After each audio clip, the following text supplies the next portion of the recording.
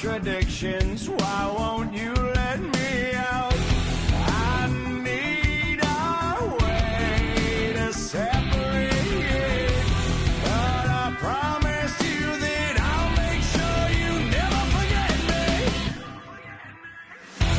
Now that you want it, now that you need it, I'm too far gone. You're trying to play me, but I'm not breaking.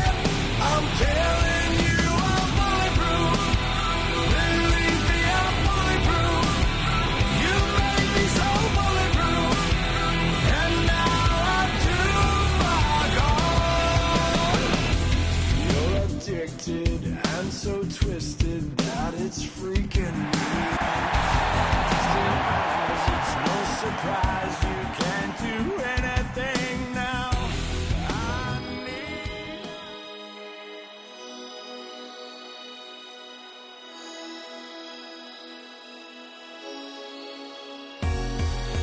On their combined way to the ring from Canada, this is Sam Cage and Jason Carter, the Swords of the Leaf. Ladies and gentlemen, welcome back to the surprise return of Resurgence and Retaliation. Welcome to the new final episode of Resurgence, Resurgence 145. I am commentator Uno as always, and welcome back to RWR Wrestling in the second half of Season 5. The countdown begins, ladies and gentlemen.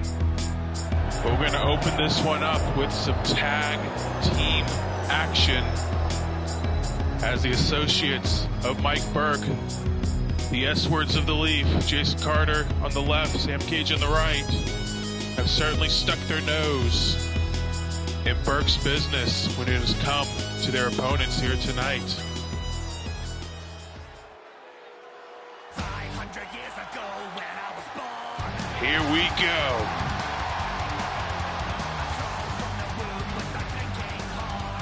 He's one half of the Fat Packers, Davey Rogers. Of course, it was back at Beach Brawl, which seems like so long ago because of our break. But Davey requested by the champion Mike Burke to challenge him for the title at the pay-per-view. Burke, of course, victorious with the lack of gold around Davey's waist. But it was some backstage shenanigans that really drew the ire of the fuckers, as his partner will come out shortly.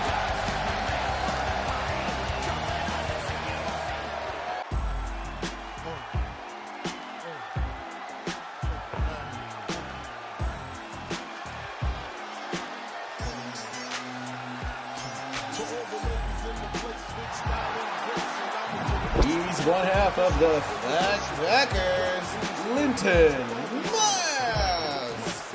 War bags up. Linton is back. And you know, he was supposed to be there at Beach Brawl. But it was a sneak attack.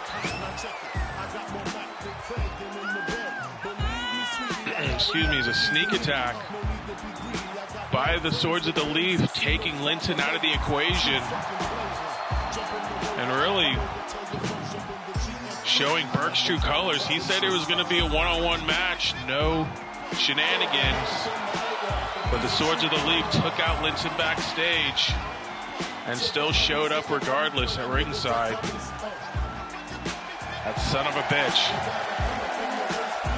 Will Burke will defend his title later tonight against Jimmy Cruz, but this match here could certainly stake a claim in the tag team title picture as well as revenge, at least on the hands of the fuckers. Here we go.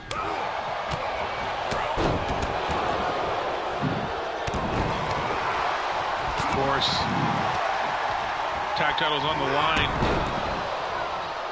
much later in the show. I believe they're on a retaliation slate. Yes, they are. Of course, later tonight, double main event on both shows. World Revolution title on the line. The new champion, Jack Johnson, he cashed in his golden ticket. He will defend the title against Norns. And can they coexist? Members of the Second Chance team up with Lionheart to take on a common enemy in Dominion.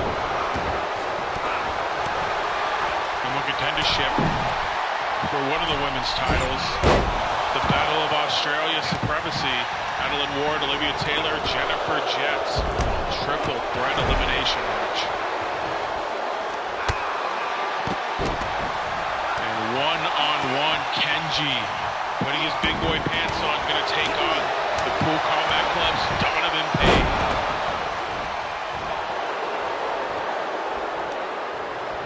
Can the young boy become a young man here tonight and later tonight? Dudes with attitudes teaming up to take on the Fitzville Fighting Systems, represented by Double Penetration and Buzz.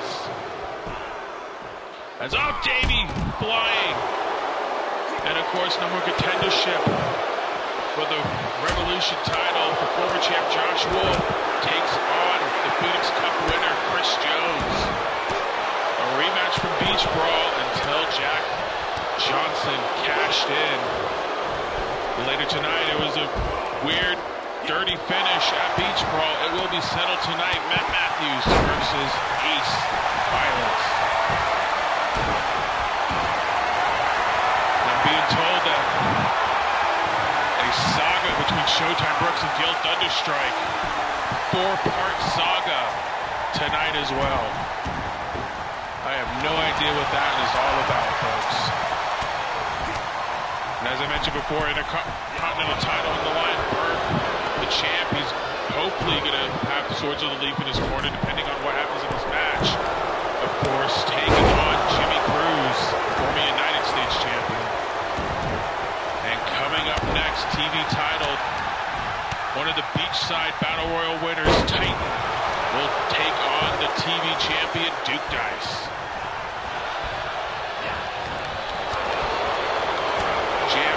Resurgence, and of course our main event, our second of the double main events, women's world title on the line. Amanda Violence gets her shot at her first taste of RWR singles gold as she takes on the underdog champion, Marianne Jane. Oh, red shoes caught in the crossfire by Davey. Red shoes, no sounding like the worker he is. Hold on, quick roll up of Carter, work it up by Linton. Oh my God, spikes him on that cutter. I don't know if he meant to do that, but it happened. And of course, we have more action with Retaliation 103 as well. Coming up after this. Hold on. Oh, Davey almost stole one there. On Cage with Poison Rana. Connecting from Carter.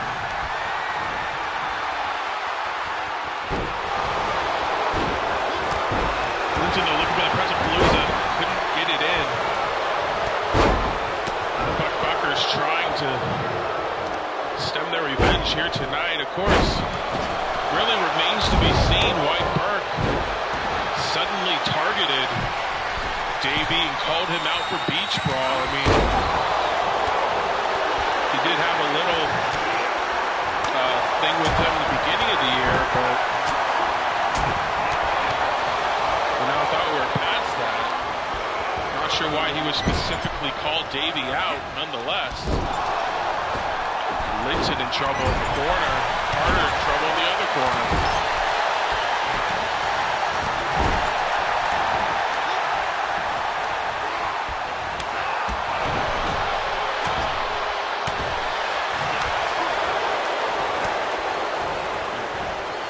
Side effect there from Davey. Of course, you gotta wonder. As well, like I said, this could have some bearing on the tag team titles as well. You know, depending what happens on Retaliation. You gotta think I would think it's on the full minds of the Swords. Oh, another cutter there.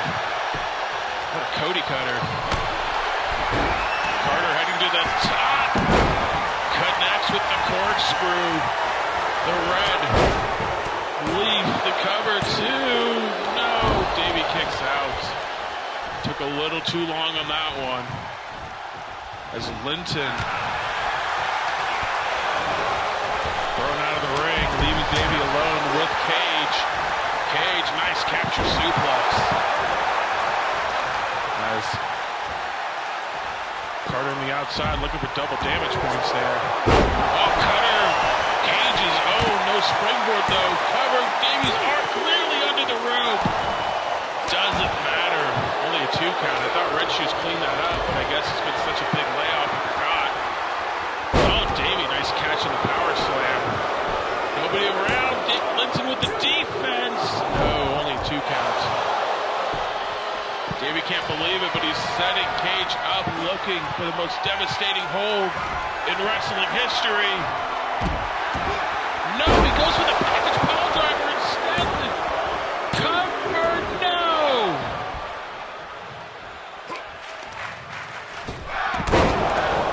Springboard leg drop. Davey, I thought he was going for the cock lock. I think Cage did too. Puckered up and everything, but got planted on his head and almost got the match stolen, but the Cage cutter out of nowhere too. And that'll do it. Linton too slow. And the Swords dispatch of the fuckers once again. The winners of this match, the Swords of the League. Well, big win for them. Putting away the fuckers inside the ring rather than outside of the ring. Like I said, you gotta think, maybe tag titles on the horizon for them. At least a shot. And wait a minute, hold on, there's something going on the outside. Oh, here's Burke. I don't think he's here to celebrate, though. He's telling Cage. Under the ring, getting a chair. Carter pinning Linton down on the outside. What is Burke doing here? He runs totally Red Shoes out of the ring. What is it, the chair? No! Come on now! Beating Davey with the chair. Wait a minute! Jake Rogers! He's looking on from a monitor backstage. I didn't even know Jake Rogers was here. We haven't seen him since he faced Chris Jones. And he's looking on as Burke and Cage forced the stretcher to come out for Davey. I didn't know Jake was here, but why didn't Jake help? And why did Burke go after Davey? What is the meaning of this? Burke focusing on Davey. Oh no, come on, no, enough's enough. Stop this. Stop this right now. Come on. Jake, do something. Help your son. I thought you forgave him. Come on. That's not how I wanted to see this show open up.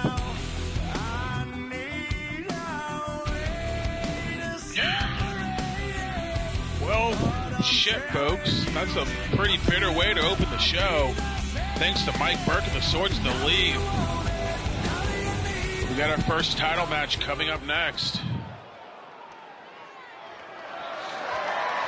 Our following match, scheduled for one fall, is for the RWR Television title.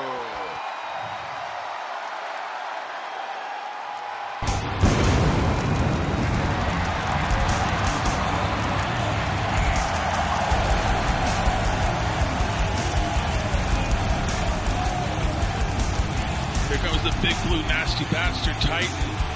He's had a few shots at this belt in the past. And even Andre Baker failed to win it himself.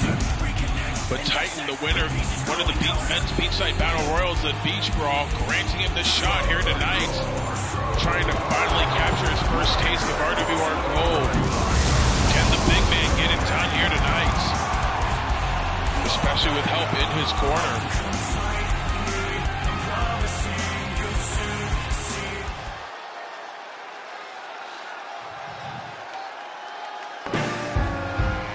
But here comes the champ. I got a stone where my heart should be. He's too hat rich, folks. The TV champ Duke Dice with the changing of the titles at Beach Brawl. I may be mistaken, but I believe Duke Dice is now the longest reigning current champion in RWR after winning the title.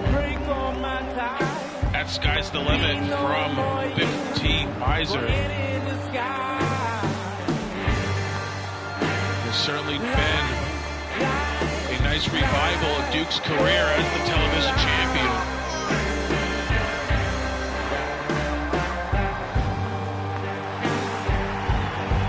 And of course, he's going to have some equal help in his corner, his partner slash tag partner, business partner, whatever you want to call him, Parker.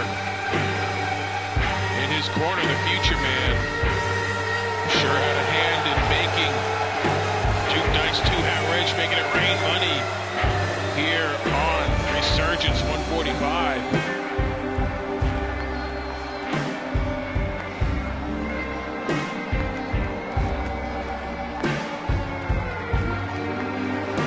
Whoa! Gets me every time. The momentum train has been running for Duke for quite some time, but is it almost the end of the line? That's what it's all about, the RWR Television Championship. Introducing first, the challenger. Coming to the ring by his mentor, Andre Baker. He is Titan. Mentor, a very friendly word there for Baker. I'm sure he said that. Introducing the champion. From Chicago, Illinois, RWR Television Champion, Duke Dice.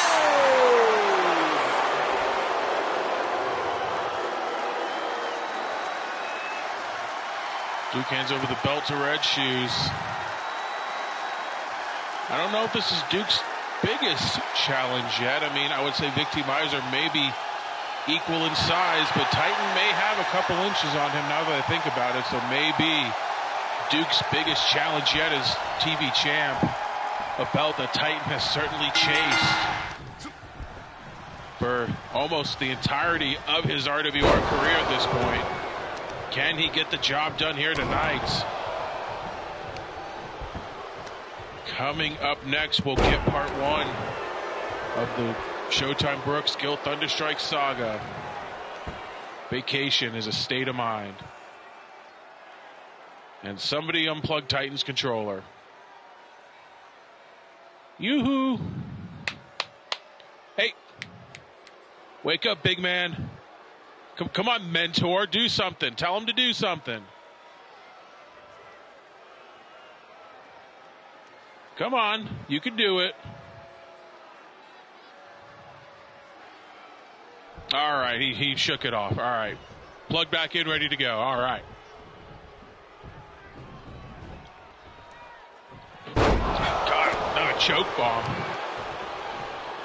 He may have taken a little bit of an intermission there, but certainly didn't miss a beat. Although Duke blew that press. You know, it's interesting because Duke defeated Baker for the title, and okay, Duke could still move a little bit. And, you know, Titan didn't really exactly get involved in the match like I thought he would. So you got to think, you know, how much is Baker gonna, how much effort is he gonna put into this one? As anybody can do a Russian leg sweep.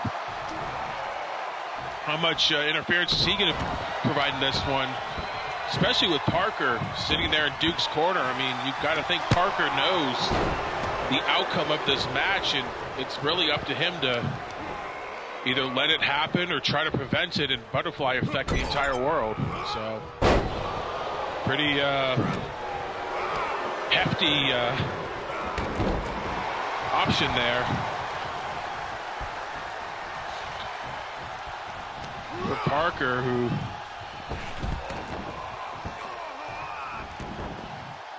two competitors to the outside now, getting real close to my table. I'm not a fan of that. I have to grab my water soon. It's Duke. Ties up the big man, swift kick to the ass. Of course, double damage as it happened on the outside. Anybody can do a Russian leg sweep for double damage points. Of course, the outside benefits the champ, not the challenger, but there is a 20 count. And as wily as a veteran Duke is, I don't know if he can handle someone the size of Titan for that long. Jeez, almost face first into those golden steps. It's been a while since we've seen those. Titan, the claw. On Duke Dice. And Duke can head back in the ring. Certainly got to think he's not a fan of winning by count out, even though he calls himself the liar, two-face. So maybe he's lulling Titan into a comfortable trap that he's going to swerve him on later.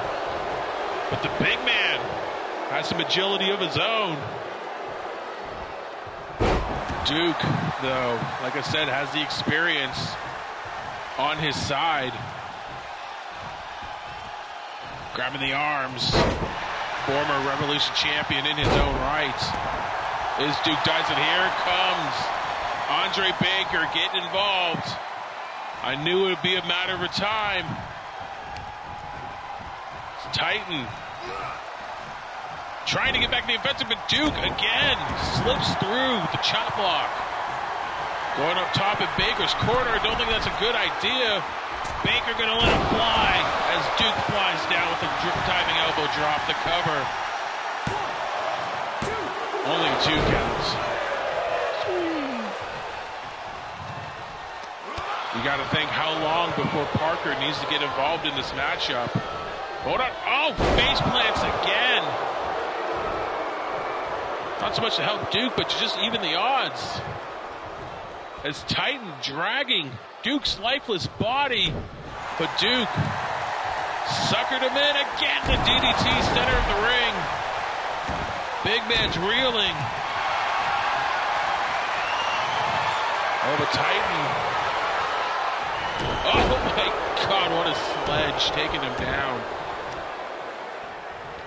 Picking him up by the back of his head, the reverse choke slam. Flattening the champ, is that going to do it? 1, 2, it is! And we have a new television champion, and it is Titan. Your winner and new RWR television champion, Titan! Wait. What is he doing? Your new RWR television champion, Andre Baker. Titan was about to receive the belt from Red Shoes, and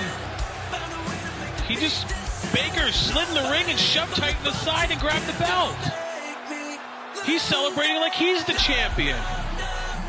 What's the meaning of this? Don't tell me Titan just won it for Baker, but Titan's the champ.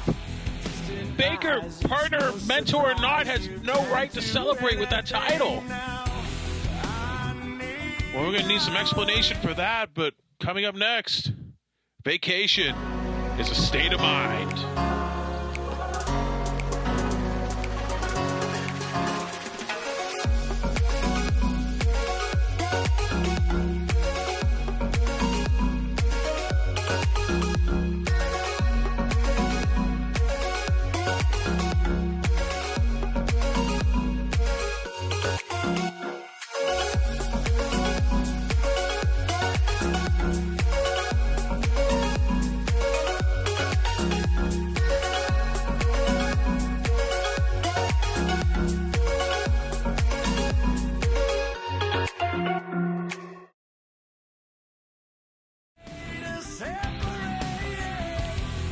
Well, Gil Thunderstrike said he's been vacationing on the beach instead of showing up to work. And it looks like he finally found enough care to show everyone just how much fun he is having on vacation.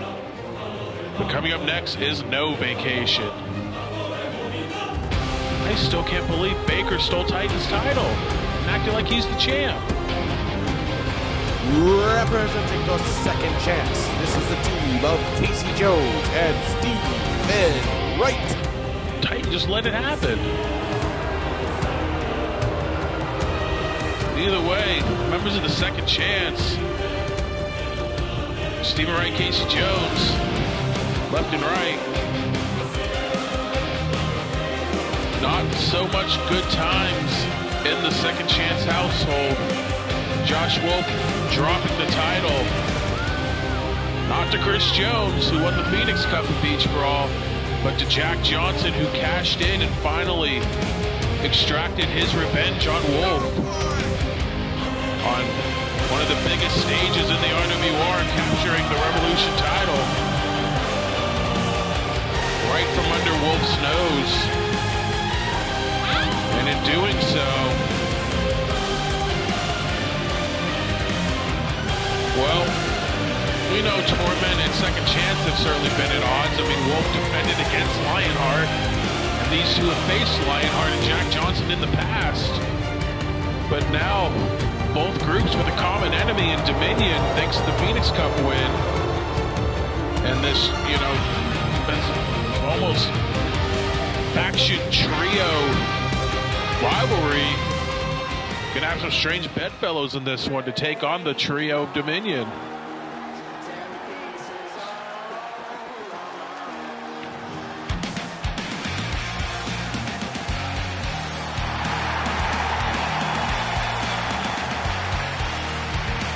From London, England, he is a member of Torment, Lionheart.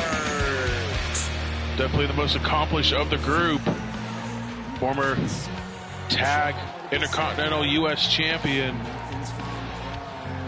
Like I said, challenged Josh Wolf for the title just a couple of shows ago. And fell short in the Phoenix Cup himself. But he's going to have to try to coexist here tonight with Second Chance to take on a common enemy.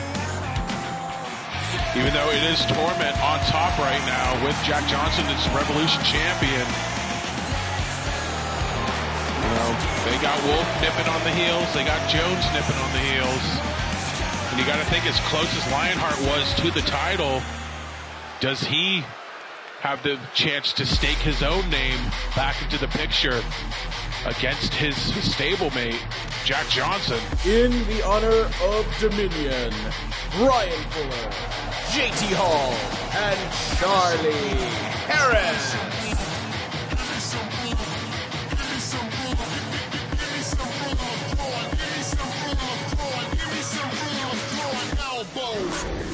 There we go. Had to wait for the drop there. A little bit of a Tron malfunction there, but Dominion wasted no time making their way out to the ring.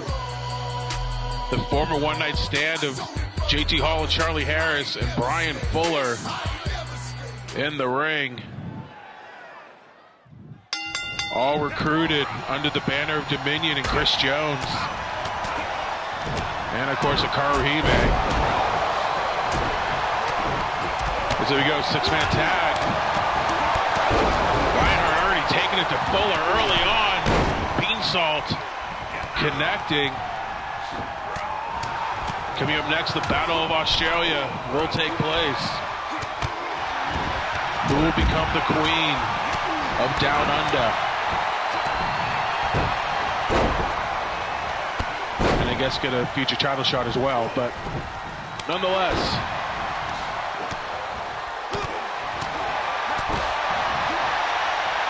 I think in favor of Second Chance and Lionheart, no tags, so really don't have to worry about anything of that sort. And, what I would expect would be Lionheart and Second Chance. Not really worried about tagging each other in.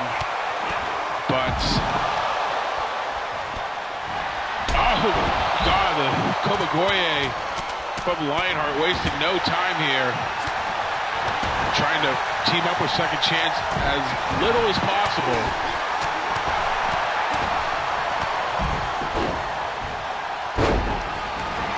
And of course, as I mentioned earlier, the three leaders of the groups in action later tonight, Wolf and Jones, go at it one more time. One-on-one for real this time. Winner gets the next shot at the Revolution title, which will be either the champion Jack Johnson or Norns, who got the shot after defeating Travis Sanders. And you know, he's leading his own group of his own. Could be maybe trying to make it a four-way, although his minions certainly didn't have the best of times at Beach Brawl, being taken out by Johnny Motherfucker and the Aces and Eights. Garrett Bischoff and Wes Briscoe. As far as I know, Johnny Motherfucker is not booked to compete on either show here tonight. Did not come up with a legendary price, but certainly as much as Norns has dealt with him and Sanders, always a possibility, no matter what show they're on here tonight.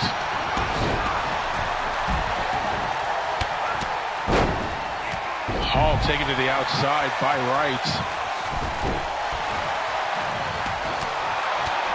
Crowd really just kind of rallying behind Lionheart, really. I don't think they really care for any of the other guys. Not that they should have a reason to.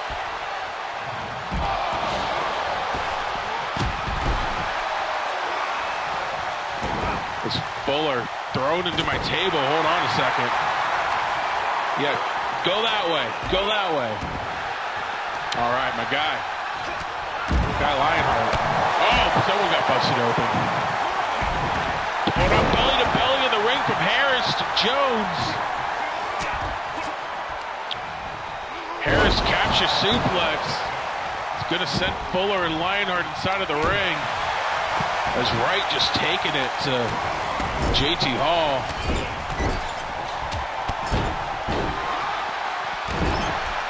Lionheart just stomping away at Fuller.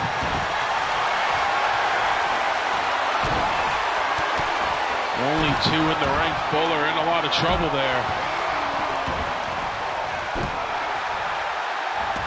Wright and Jones just double damage on the outside.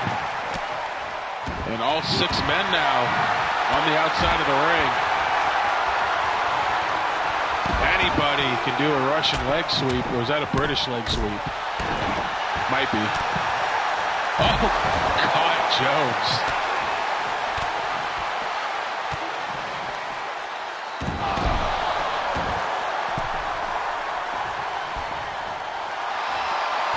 It's interesting for Dominion as well, you know, they got the numbers game and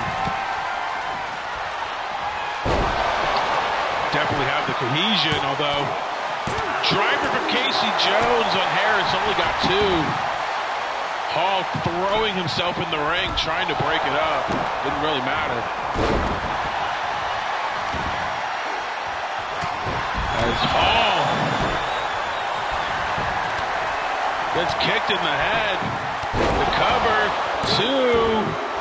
I guess he kicked out. We don't need to see it, though. Great work, cameraman.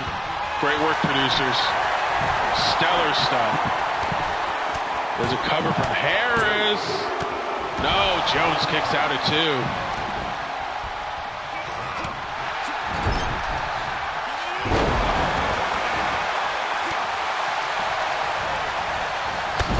Former one-night stand making good work here of the Second Chance inside of the ring. Lionheart kind of doing his own thing on the outside.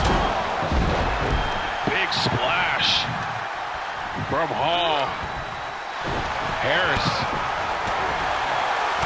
gonna go for another cover. 1, 2. No, only a 2 count. Lionheart was about to break it up. Didn't need to. Jones in big trouble, but Wright starting to fight back, sending Hall to the outside. Lionheart just taking it to Fuller. But could it be Charlie Harris, the one to bring it home for Dominion? Kicking aside Jones. Elbow to the dome. But Jones right back. Slams him down the cover, too. No. Didn't quite see what he did because the camera cut, but we got a 2 out of it. But Jones picks him up and drops him. Reverse DDT drive in the cover, 2. No, again. We don't get to see the damn cover. 5. Really just turned into the, oh, God, right, and Fuller. Really just turned into Casey Jones versus Charlie Harris. Side of the ring, Harris busted open. Lionheart in there, I guess for moral support.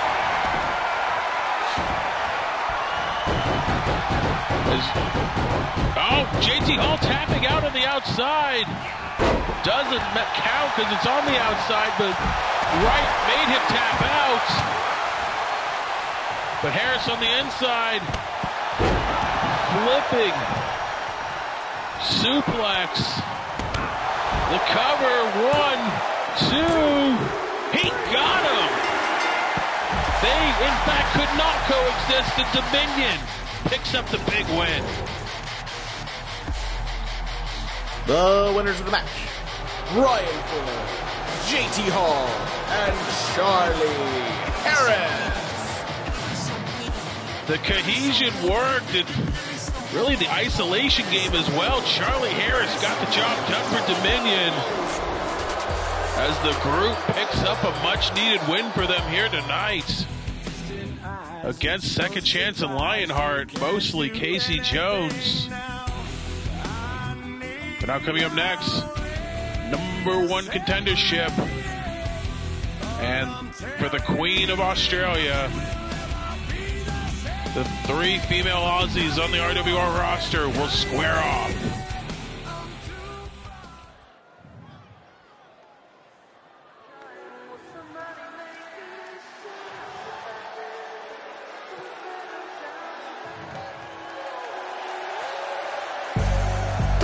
From Sydney, Australia, the Violet Queen, Olivia Taylor. And this has been a very strange rivalry between these 3 women for the past few shows, and ultimately coming to a head. It was Ward getting the better of Jet to win the women's title earlier in the season, but Taylor stuck her nose into the picture back at the Beachside Battle Royal and even before. That's all I need. I'll make it happen with some work and belief. On our way to the ring, residing in Vancouver, British Columbia, this is Adeline Ward. He was spelled wrong. Tron. Oh well. We're live, folks. Psych. Anyway, like I said, former women's champion won it on house money earlier in the season, only to drop it to Marion Jane in her cash-in.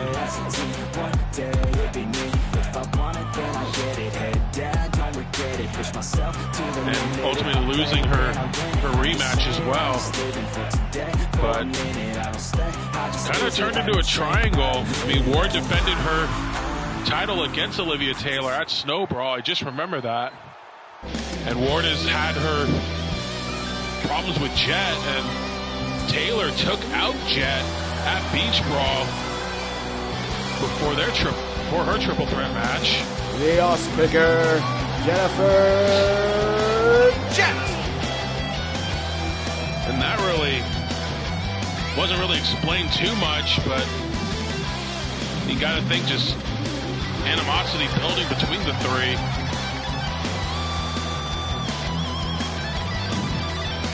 Jet right to work here tonight. So here we go, triple threat match. Like I said, winner's going to get a shot at one of the women's belts at our next show.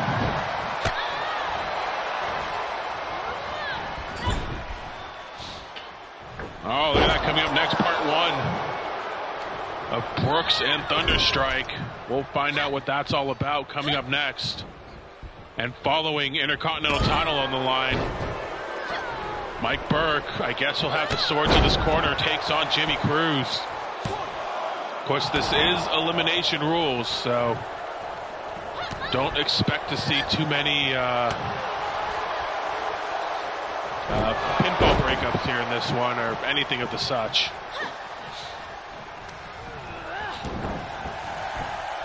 Olivia Taylor taking a bump flat back.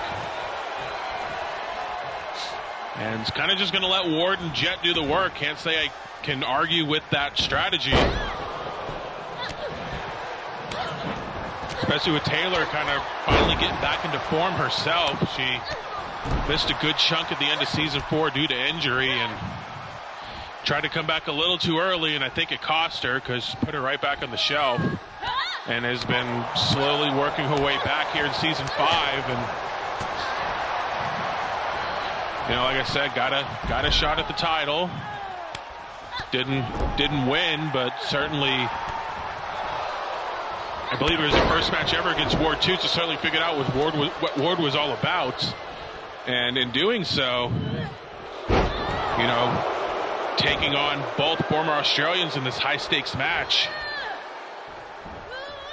Taylor certainly has a small history with Jet, but really these three never really crossed paths until recently.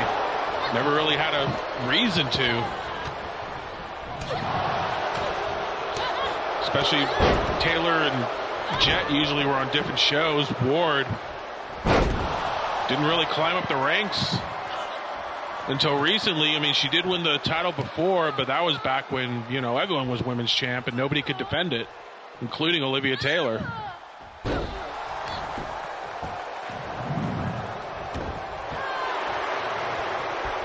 And just like I said, despite all three women being from Australia, this is a first-time matchup with all three of them in the ring at the same time.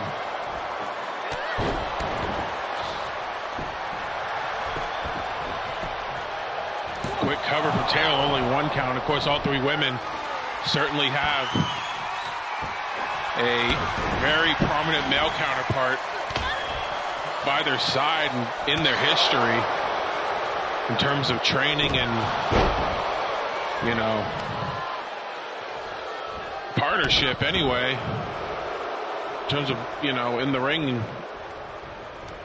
And of course, Olivia Taylor, her noted history with Razor Sharp, Max Silverstein, hell, even Showtime Brooks, Brandon Richards, and Far Beyond Better. But definitely a lot more Razor and Max. More so Razor recently. Jennifer Jett, of course, well-known, married to Gil Thunderstrike. And Adeline Ward, trained by Donovan Payne. So, like I said, three incredible pedigrees to hang their hats on. Of course, not saying these women needed them. They certainly have forged their own paths, you know, on their own. But Taylor now, Violet Queen gets reversed into the German suplex. Especially someone like Jet, just, you know, accomplished everywhere she's been, including here. Who walked into the season as champion and got cashed in on by Dallas Carino, and really has been kind of, you know, on a little bit of a downswing recently. And I don't know if that's because of Gil Thunderstrike's obvious carefree attitude and not giving a shit anymore, if that's rubbing off on Jet at all, but certainly could erase all that with a win here tonight. And for Olivia, as prominent as she has been in past years, only won the women's title once and only held it for a month during that spell when nobody could hang on to it.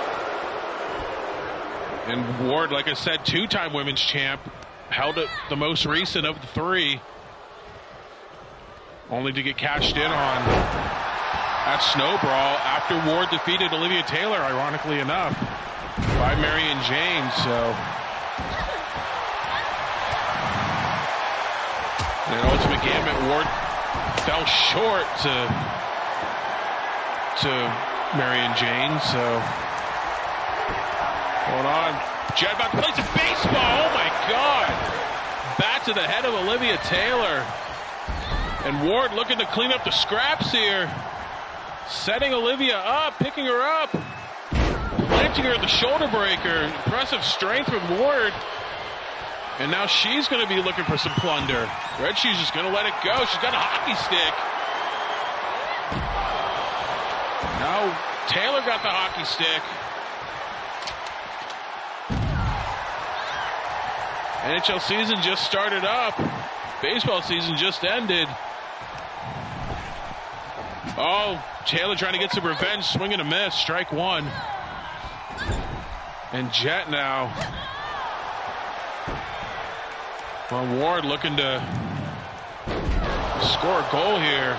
Oh my God! Taylor taking the hockey stick shot.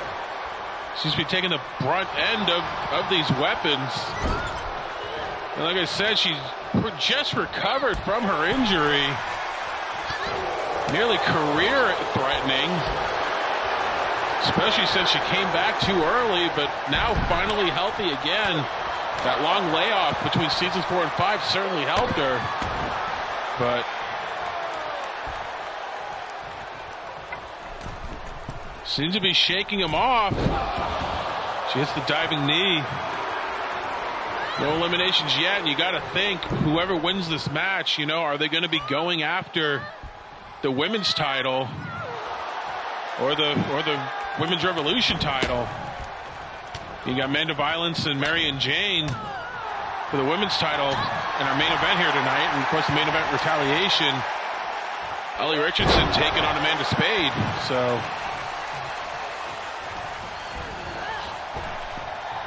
Ward sent to the outside. Jet, oh God, the hockey sticks onto Olivia Taylor. But Olivia gets some revenge. That must be a plastic stick, because that is not breaking at all. As Ward now, oh, she's got a chair. Done playing around with the sports memorabilia. But hold on, Jet. Oh, right on the chair that Ward just brought in. But hold on, Taylor. Violent crown, center of the ring. But now Ward grabbing Taylor Ushigoroshi on the knee. The cover. Jet in no rush to break it up. No, kicks out at 2. You got to think which champion or potential champion would any of these women go for? You got to think if it's Ward, she's definitely going to go after Marion Jane if she's still champion. Taylor and Jet, not sure, honestly. Jet certainly had her past history with Ellie Richardson, so maybe her, but cover from Taylor, and that is enough. Jennifer Jet has been eliminated. Jet eliminated. Not too sure how that took her out, but hold on, Ward. Spinning kill switch on top of the hockey stick. Is that going to do it? Is Ward going to steal another one? No. Taylor kicks out at 2. Jet eliminated. I'm not sure if she just stopped caring or just got at the right spot. But Jet will not become the Queen of England here tonight. Will it be Olivia Taylor or Adeline Ward? Taylor and Ward back and forth here. Like I said, rematch of Snow Brawl. Can Taylor extract her revenge on Ward? She's got the hockey stick. Certainly a notable. Oh my God! Holy shit. Oh, God. How is Ward even standing more than less attacking at this point? But either way, you know, like I said, the Plunder is certainly a difference maker here in this matchup, especially the whole CCM down there.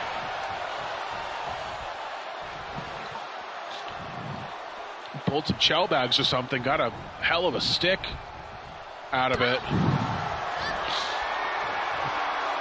Going on Taylor, grabbing her by the crown, lands out of nowhere. The cover, trying to keep her away from the rope. She does, too. And Olivia Taylor extracts her revenge, has become the Queen of England and the Queen of Australia and the #1 contender. Ladies and gentlemen, your winner and now #1 contender for the Women's World Championship, Olivia Taylor. Well, if you thought Taylor was done, she has struck again, folks. May have questioned her shot at Snowball. She has definitely earned it here tonight. And is she climbing back to the top of the ladder, especially as what I'm calling the Queen of Australia? But now, let's find out what this is all about.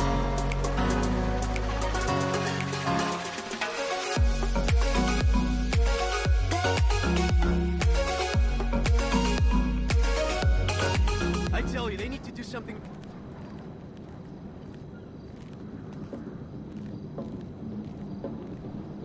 Dude, I am on vacation. Go bother Eddie or Ed or W or whoever else and leave me alone. What's up? You got these young cats out here living fast and cutting corners. They don't have no patience. You gotta find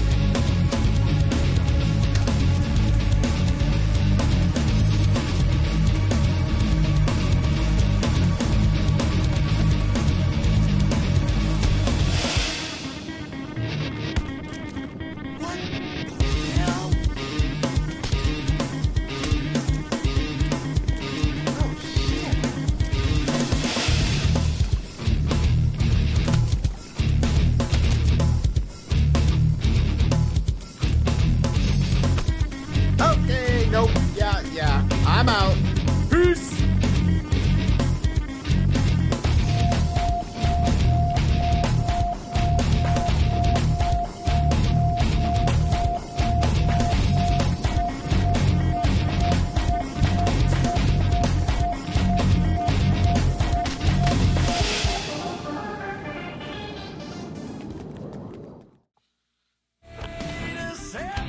Wow.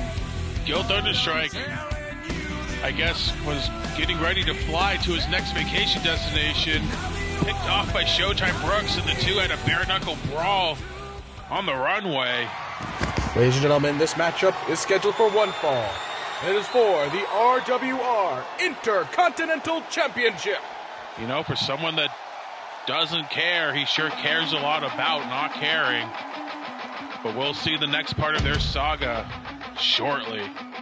But right now, Intercontinental title on the line.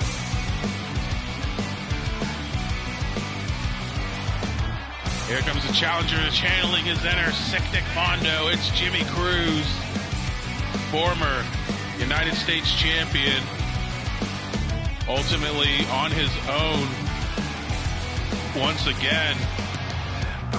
And in doing so, the Emerald City Saint looking to shock the world and regain some gold here tonight.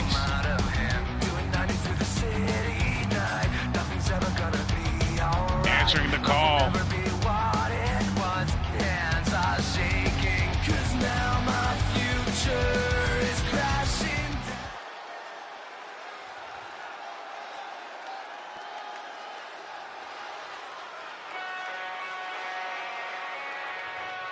And here we go. We saw this piece of shit earlier.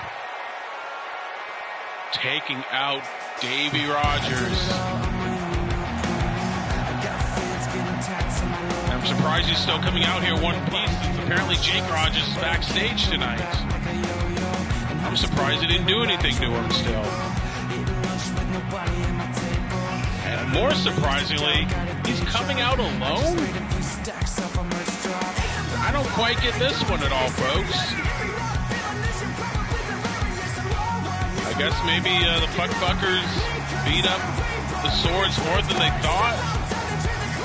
Or maybe Jake picked them off backstage. I don't know. But a surprising solo appearance for the Intercontinental Champion here tonight.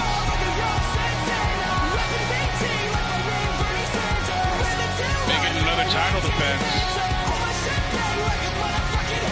against a very formidable foe and probably the biggest Ultimate Underdog in RWR history. That's what it's all about. We go to the ring for introduction.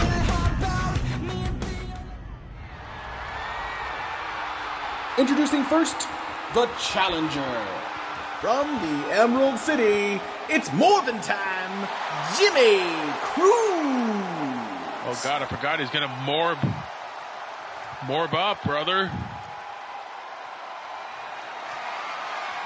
Introducing the champion. From Calgary, Alberta, Canada, he is the RWR Intercontinental Champion, Mike Burke. Possibly hands over the belt for the final time. Red Shoes taking this one off, all right. But he needs a break once in a while. And got to think Burke saw good use of that hockey stick in the previous match. Will he try to use that, try to find it and use it to his advantage here? He certainly would know his way around one. It's coming up next, six-man tag team action, dudes with attitudes, Fitchville Fighting Systems. Square off. Quick cover from Cruz, gets a quick 2 count on Burke. Bean Salt, nobody home for the Challenger. You know, Cruz has to be careful. He cannot get complacent here. Because like I said, he's got, you know, Mike Burke's got the swords in his back pocket. You saw what they did to Davey Rogers earlier tonight. You saw what they did to Davey and Linton in the past and to countless other teams.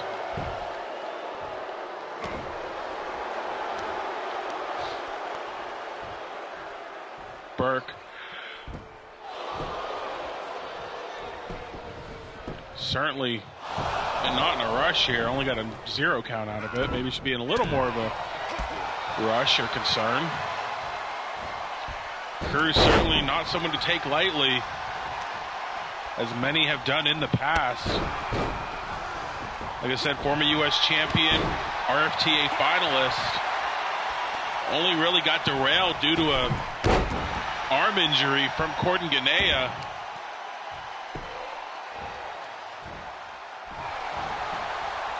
Has been trying to get back on track since, trying to find success in the tag division, to no avail after losing his partner, but looking to try to recapture the magic here with another singles title under his belt. Cruz now beaten down by Burke, but again using the ropes as leverage. Nice bulldog. Speed's going to be Cruz's advantage here, I would say.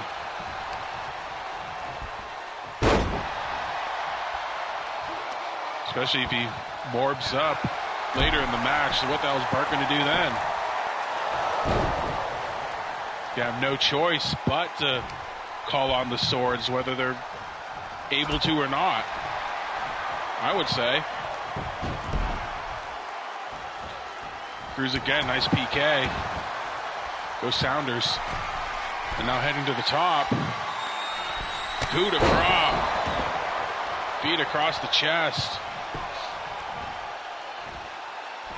Cruz trying to run laps around the champ, and So far, so good. Like I said, Burke's going to need to take him seriously sooner rather than later, or he's going to get upset like he was against Brandon Deaver earlier in the season. Of course, there are much different circumstances surrounding that, but upset's an upset. You cannot let that happen again. Cruz, nice drop kick. He's certainly still got it. Nothing to lose in this match, everything to gain. Only gets a 1 count out of it.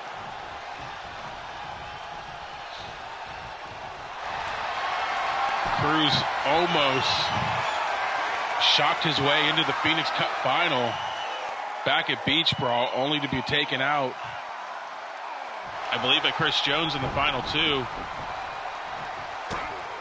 I will double check that. Yeah, Chris Jones. So he got his revenge against Corden Ganea, but now that's over, and he's, like I said, looking to do something else here. Burke now working over the arm, much slower, more methodical pace, trying to break that arm, going right after the weakened arm of Cruz. Oh, God. He says back at 100%, but you don't want to re-break it, that's for damn sure. Sure, those strains certainly don't help, I would say. Rope break, ref saw it. Red Shoes getting the breather in this matchup. Although it is noticeable that this new referee has only been in Swords of the Leaf matches, so. Oh, well, right on cue, folks. Here come the swords. Hold on, Burke from behind. Scope, the stroke, the cover. Damn him. He can't keep getting away with this.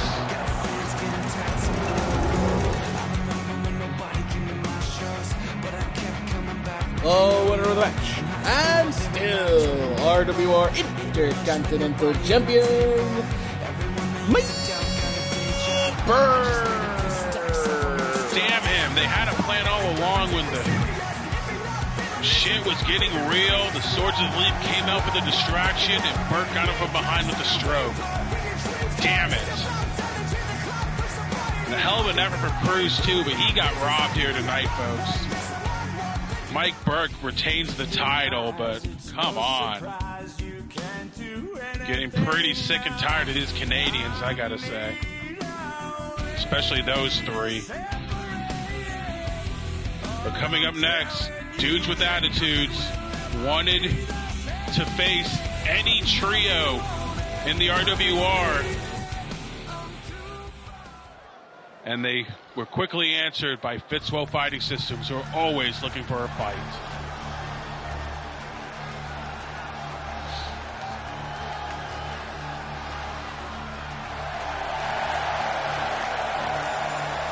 From Columbia, South Carolina, he is your role model, Brandon Richards. Probably one of the most unlikeliest units in the RWR right now. 2 former world champions and Batista.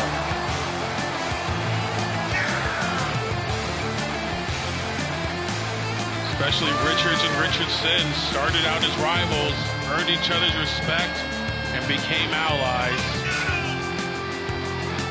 And in the meantime, Richardson formed an alliance with Cole Rayner in the offseason, and the 3 came together as one, although it's certainly been a rocky start thus far, but they're hoping to change that here tonight. Never mind that shit. Here goes Batista.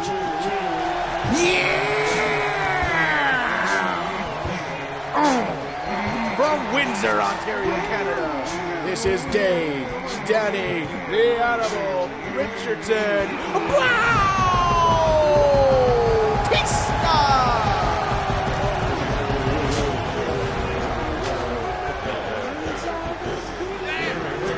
The Animal is once again. You love to see it. You can buy all the Dudes with Attitudes merch at rwrshop.com. And like I said, it's been a rocky start for these three, but they certainly want to keep trying to get back on the winning path as a group.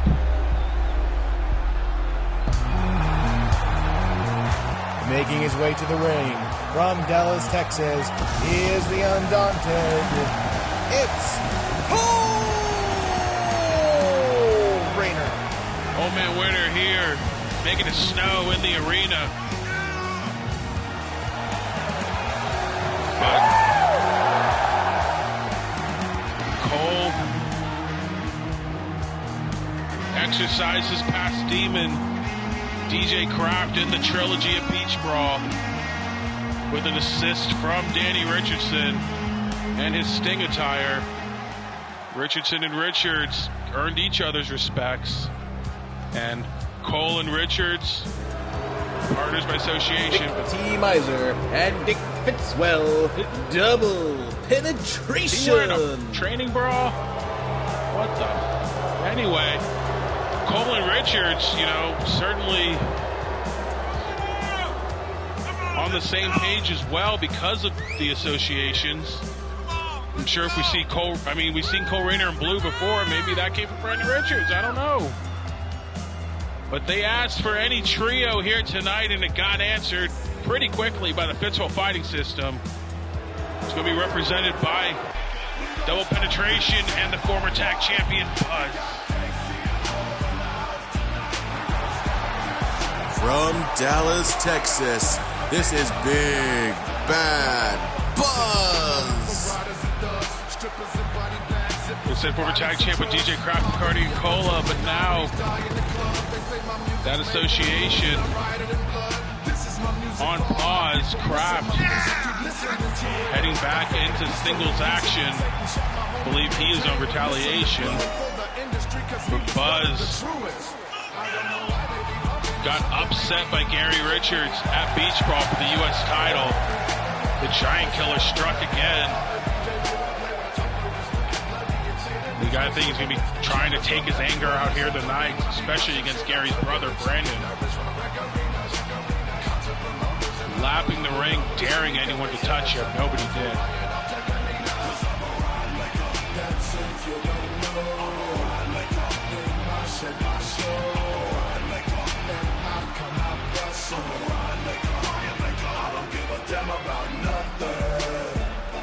Some of the most dangerous people in the RWR. Sometimes for his own good, cares more about punishment that he ignores or forgets about winning the match and just cares about nothing but violence. But here we go. Coming up next, part 2 of the Vacation Saga. How are they going to follow up their bare-knuckle fight in the runway of the airport? And following that, Kenji one-on-one with Donovan Payne. Can the young boy continue on his path to become a young man and score a win over one of the most accomplished wrestlers in the RWR, Donovan Payne, representing the Cool Combat Club? And as expected, Buzz going right after Richards, but Richards, former world champ and golden ticket holder, taking it to Buzz early on. 3 former world champs in this match, actually. Of course, Cole, but Big T. Miser, former Revolution champ back in season 1. Believe it or not. And of course, more recently, television champion, but now back in the tag ranks with Dick Fitzwell. Cole gonna fly.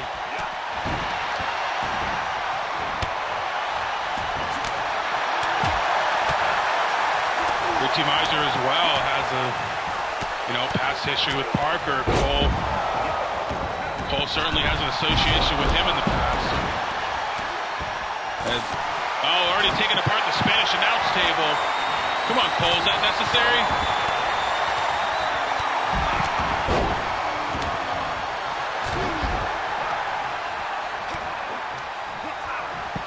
Now they're close to my table. Let me get my water.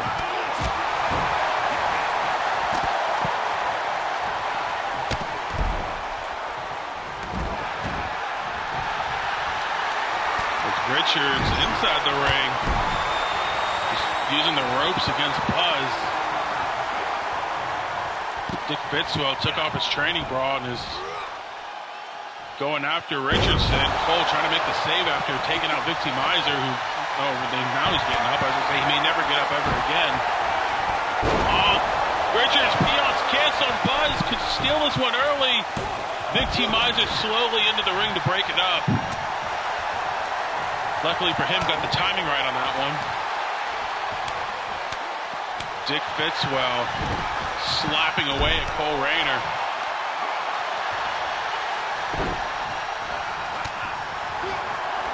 Richardson and Cole going after Dick on the outside. Brandon Richards all alone inside of the ring with Buzz and VTM. Not exactly where I would think he wants to be. In more ways than one. God. All right. Hey, help Richards out. Come on. Cole. Batista. Come on. Buzz outside of the ring. Maybe the breaker opening Richards needs, but he needs a lariat instead. All right, Cole finally heard my call. Going to help his partner out. Nice reversal there as Richardson now 2-on-1 on the outside. That's exactly what FFS does, the numbers game. They're doing it well. Left chair drop takes out Richardson. And now back to 3 one-on-one actions. Hold on, Batista in the ring now. Vic Miser trying to break Richards back.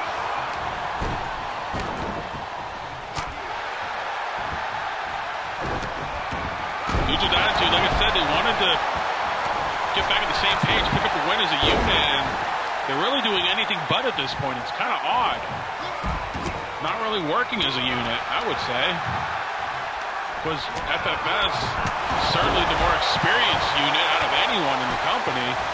Buzz with the quick cover on Batista gets broken up. So I mean, no one's going to beat them in the experience department. Wait a minute, the lights just went out. What the hell is this? They're not even supposed to be on this show. Regis Sharp with the chair. Oh, he's taking out Richards. Why? There's Longoria too. Damn him.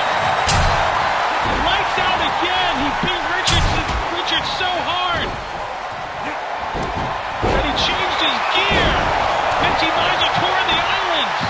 Tore Uranus, the cover. And that's the win. Bob got buzzing the screwdriver on Cole.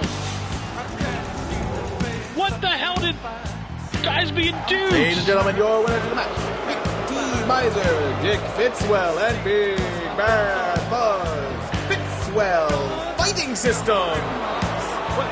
Why did Razor Sharp go after Brandon Richards? And what does guys being dudes have against dudes with attitudes? What the hell was that all about? I know Razor's had a past association with FFS, but I think it may go a little deeper than that. But either way, part 2 of the saga starts now.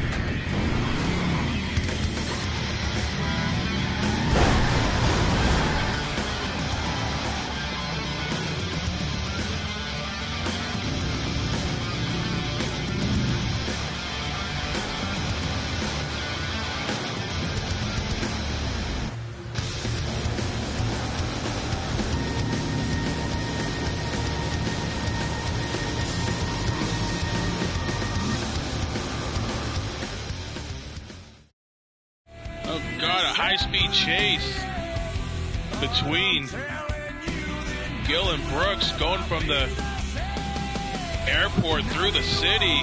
Very poorly, I might add. Guess you've been punched in the face a few times. Bare knuckle, you're bound to not be all there, but that saga continues throughout the night, but we move on with this matchup. From Flint, Michigan, Kenji. And here comes Kenji down to the ring. He wanted the opportunity to face a top talent here tonight. He got his wish. As he's going to take on Donovan Payne here tonight. You got to think for the youngster Kenji here, trying to improve from his extremely long Intercontinental title reign. Tons of defenses, and looking to see if he can take the next step, and he can sure do that here tonight.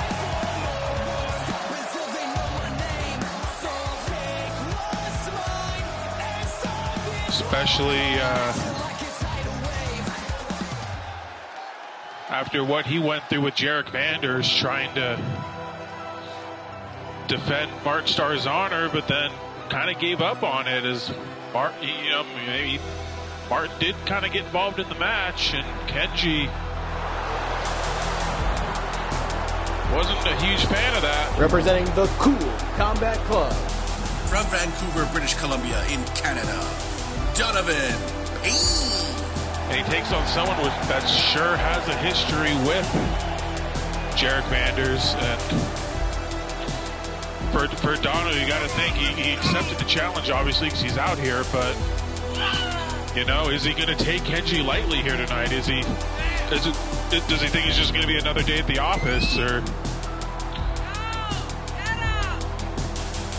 will Kenji surprise him? Will Kenji, maybe earn his respect or something? I don't know.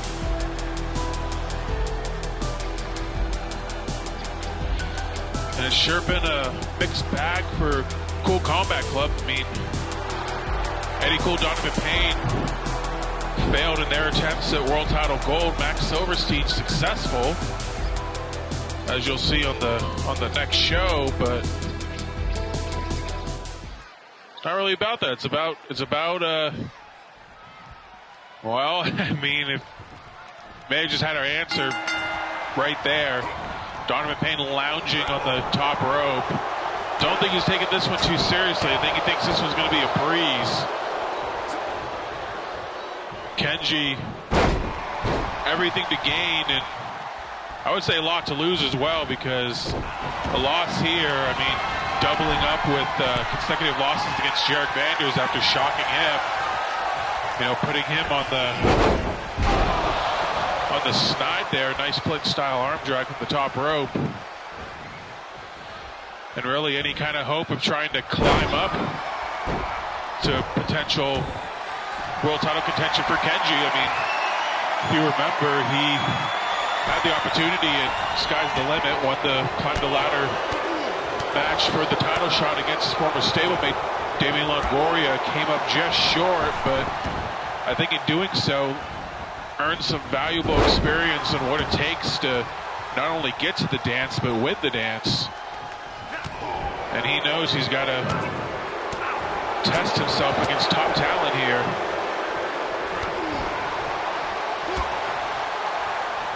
And especially entering the picture early on, trying to defend Martin Starr's honor, but turning a little selfish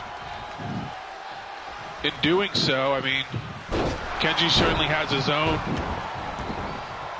as the two go to the outside, Kenji certainly has his own agenda, of course, as is everyone else on the roster.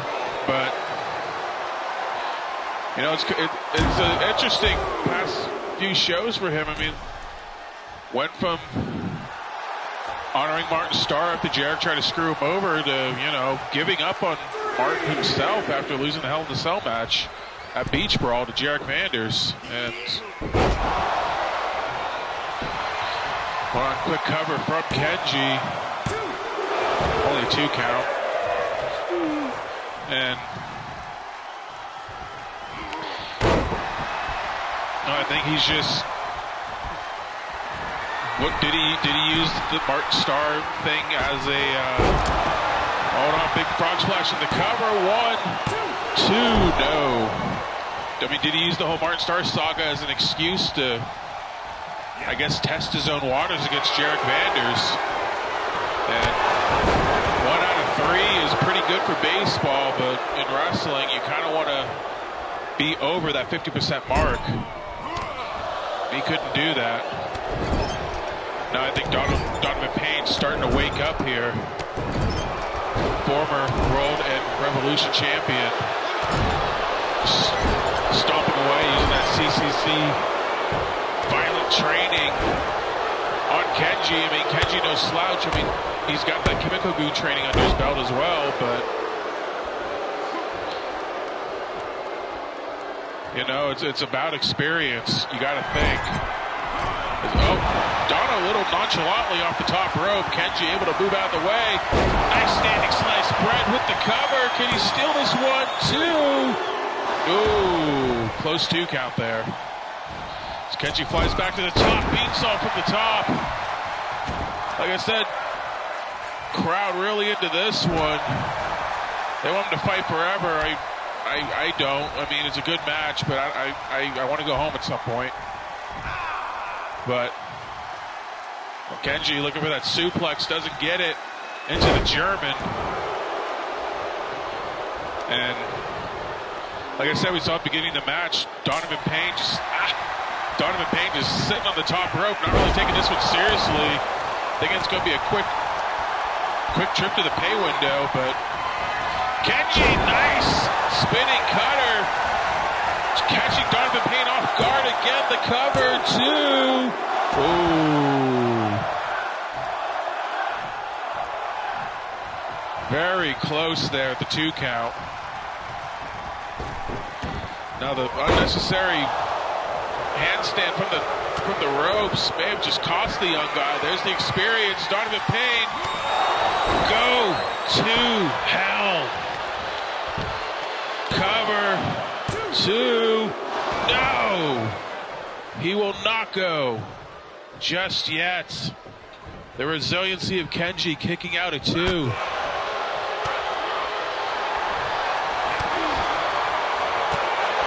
But Donovan Payne again, that brutal CCC style. Trying to just wear down the young man. Another GTH. 2. No. Kenji misses his bust again. He will not go. Kicking out at 2. Oh my God. What a knee to the face. That may have just woken up Kenji, believe it or not. Because here he is again. Back to the top, Kenji. Frog splash connected. Hurricane takedown of Payne. Looking for the quick cover. 2, no. Dono kicking out at 2. Dono, I mean, former wrestler of the year. He's been at the top. Oh, caught into the power slam. Scouted by the veteran Donovan Payne. But Kenji trying to fight back. Catching with the legs, head scissors takedown. And now, drop kick to the head. Giving Donovan Payne a little taste of his own medicine to the top. Beansaw, nobody home. Now Dono, of course, one of the most beloved members of the roster. Nobody home on the diving fist drop. Turned to wicked ways after nearly trying to kill Cole Rayner, but kind of getting back in people's good graces under the Triple C banners. Kenji throw to the outside. I mean, it's not like he's changed anything about himself. Still as vicious and violent as he's been. But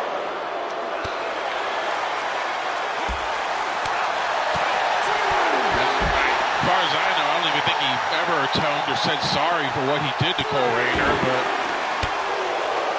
you know, people just like the violence. They're bloodthirsty. And the CCC is certainly trying to provide that here this season in the RWR. As Dono breaks up the count and looks to issue more double damage to the outside, but a nice hip toss from Kenji. Oh, the knees to the gut. Saw that one coming a mile away, and they get dangerously close to my table. Hold on here.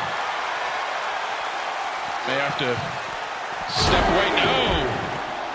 Dono throw to do the gold steps.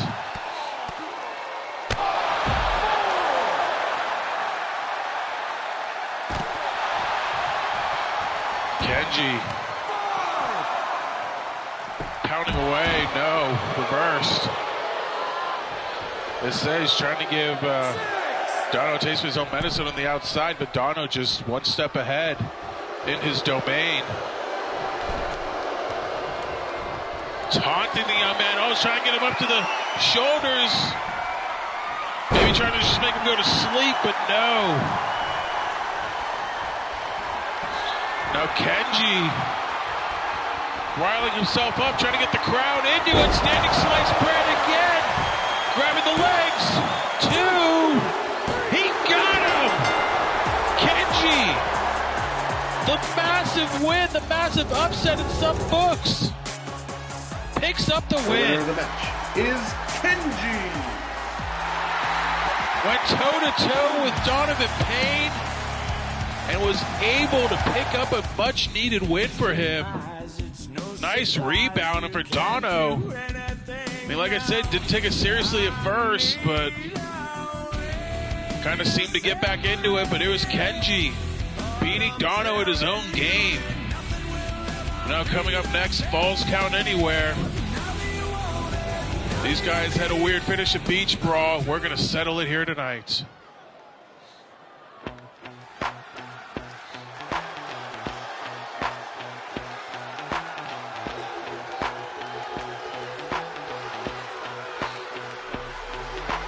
This is how it's gonna be. Weighing 225 pounds from London, England, Matt Matthews. This is how it's gonna be. No I'll be the last man standing. multiverse here as we go back to I'm not going anywhere. this rivalry. Sky's the limit.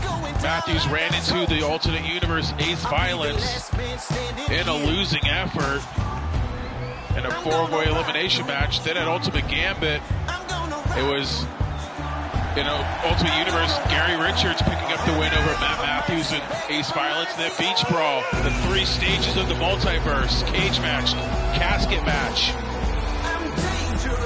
and the one-on-one match to top it off.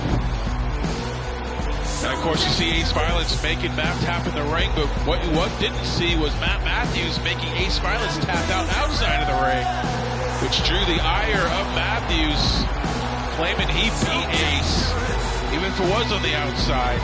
And that brings us here tonight. Falls Count Anywhere. Outside will count.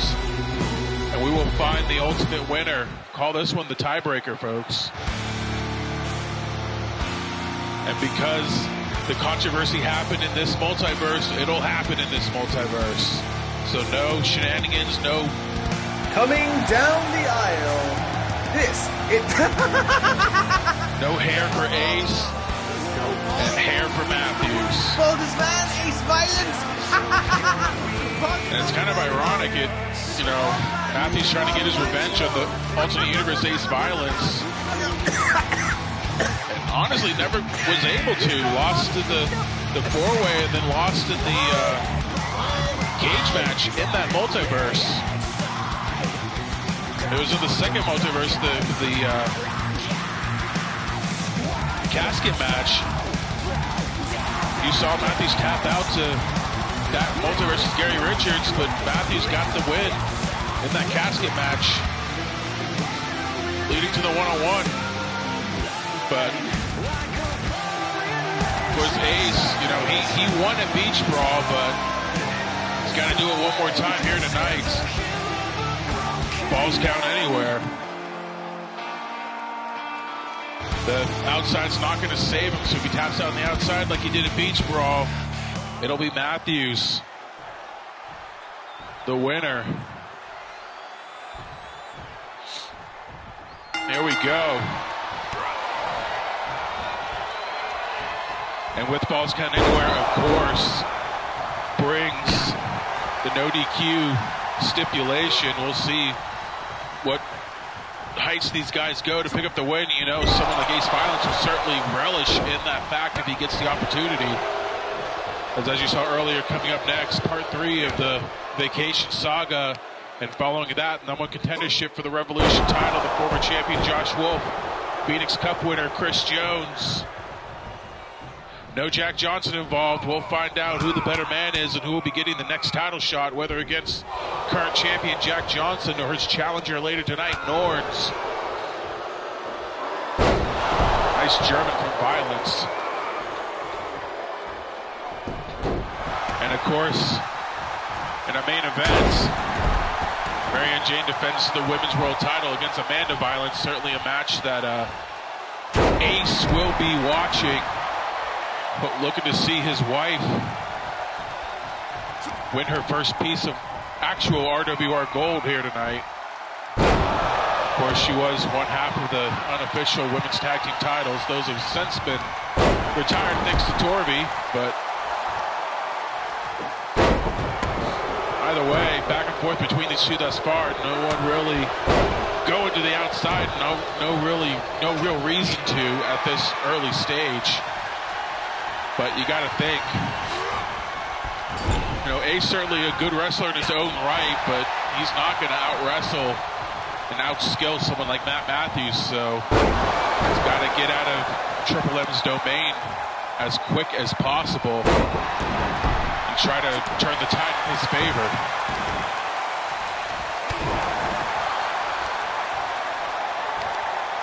It's also funny too because for a while that feud was about hair, Ace's lack thereof. Matthews just repulsed by the shiny bald dome of Ace Violence. Absolutely disgusting that he said, just begging him, please grow hair. He did in the multiverse, he's not doing it here. The only hair he's growing is on his face, brother. As Ace using those forearm pads to good use, treating him like a chainsaw. And hold on, oh! 1%er. But Ace right back to his feet. Shot to the dome, really not effective. Into the alley-oop power bomb, only doesn't even get a 1 count out of it. Defiant kick out from Matthews. And again, Ace using his forearm pads for good use. They put a little extra wrap on him or something here tonight.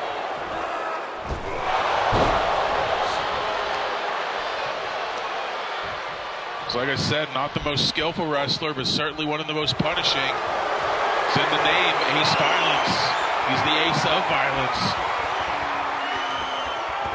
He's trying to deliver that to Matthews here tonight. Trying to defeat Matthews once again. With no controversy.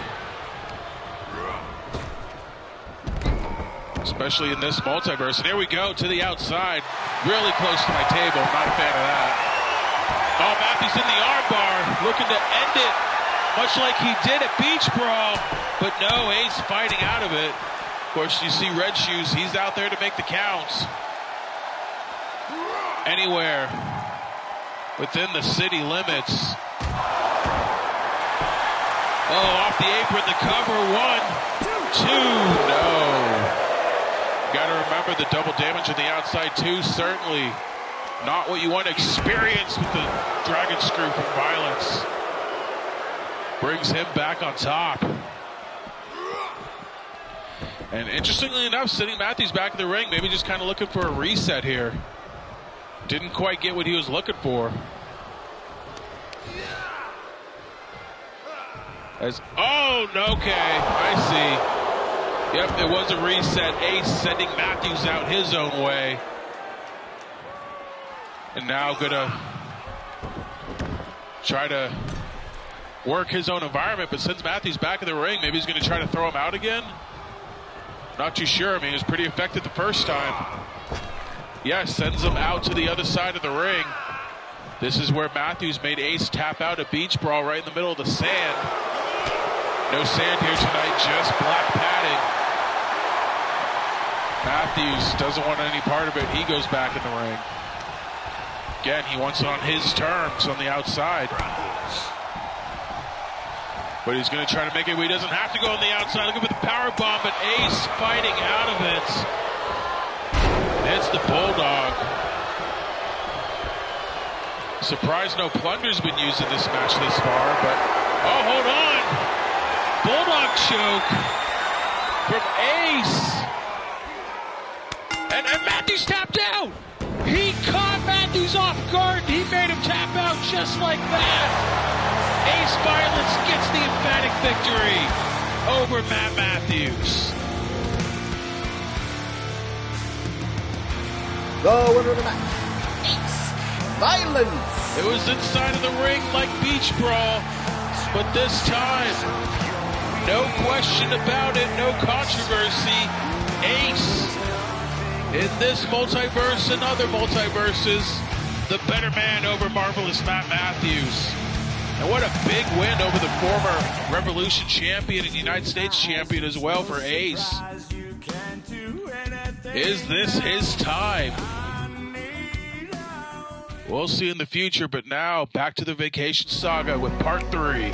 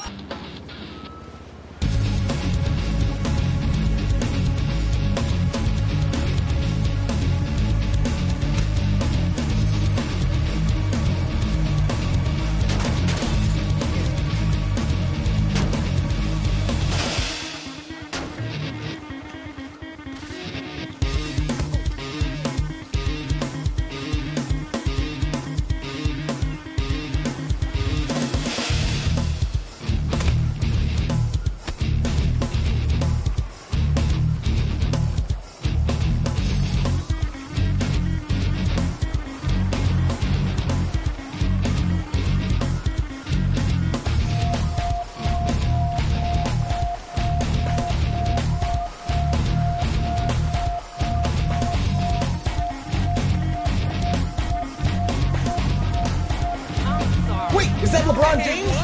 Goodness gracious.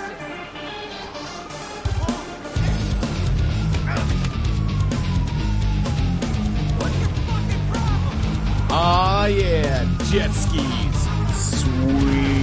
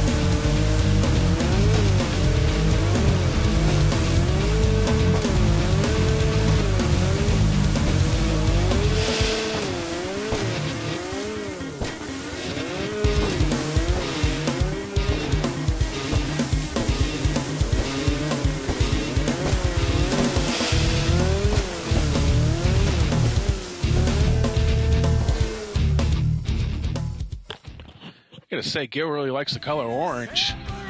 Must be your vacation color, but the fight continues on the beach, on jet skis. I think I heard some sirens. The cops are after them. I don't know what's gonna happen in part 4, but coming up next, #1 contendership between two former partners and friends.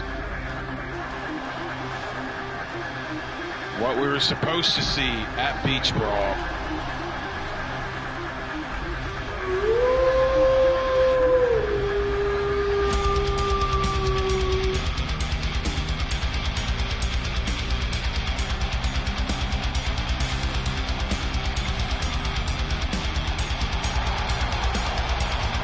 From Richmond, Virginia, he is the leader of the Second Chance, Josh Wolf. You got to think for the former Revolution champion who lost the belt at Beach Brawl. Why should he go through a contendership match? He should have a rematch. Well, the thing is it was Jones that beat Josh at Beach Brawl, but it was after Jack Johnson's cash-in, so Jones did not become the champion. Instead, Wolf eliminated Jones, ended up getting eliminated by Johnson for the belt, but that's why it's a contendership match. I mean, Wolf beat him, or Jones beat Wolf, excuse me.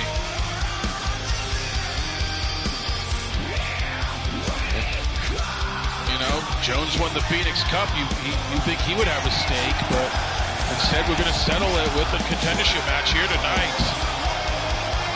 Winner here gets the winner of Jack Johnson and Norns at our next show.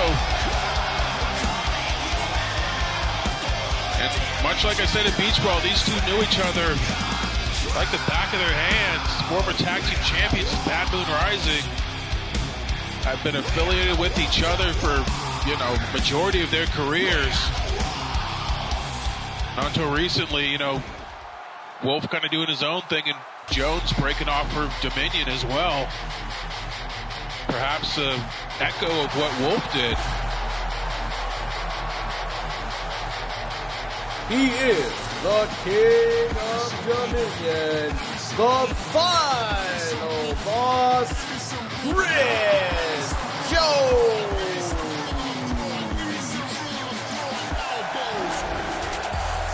Always gotta wait for that drop. But for Jones, I mean, he started the season with a statement, turned his back on Jake Rogers, much like Wolf did. Like I said, back at Beach Brawl, it was these two for the title before the cash-in. Johnson cashing in when Wolf hit the shovel on Jones, and in doing so, it was Jack Johnson that eliminated Wolf. I'm mistaken. And he eliminated Jones with the guillotine as well. So, really neither one of these guys had the one up in the match. It was Johnson with the sweep. That makes a little more sense. Sorry, it's been a while. And there won't be any cash in here. We'll get a finish between these two. Like we should have got a Beach Brawl. The former Revolution champion and the Phoenix Cup winner. Like I said, Fred Jones started out the season with an emphatic statement, turning his back on Jake Rogers, much like Wolf did when he formed the Second Chance. Jones putting Rogers on the shelf. And like I said, it wasn't until tonight that we just saw Jake Rogers return. Watching the TV backstage as his son Davey was taken out by Swords of the Leaf. Of course, we wish a speedy recovery for him, but Jones has certainly been on a war path here this season, which led to the Phoenix Cup and the title shot.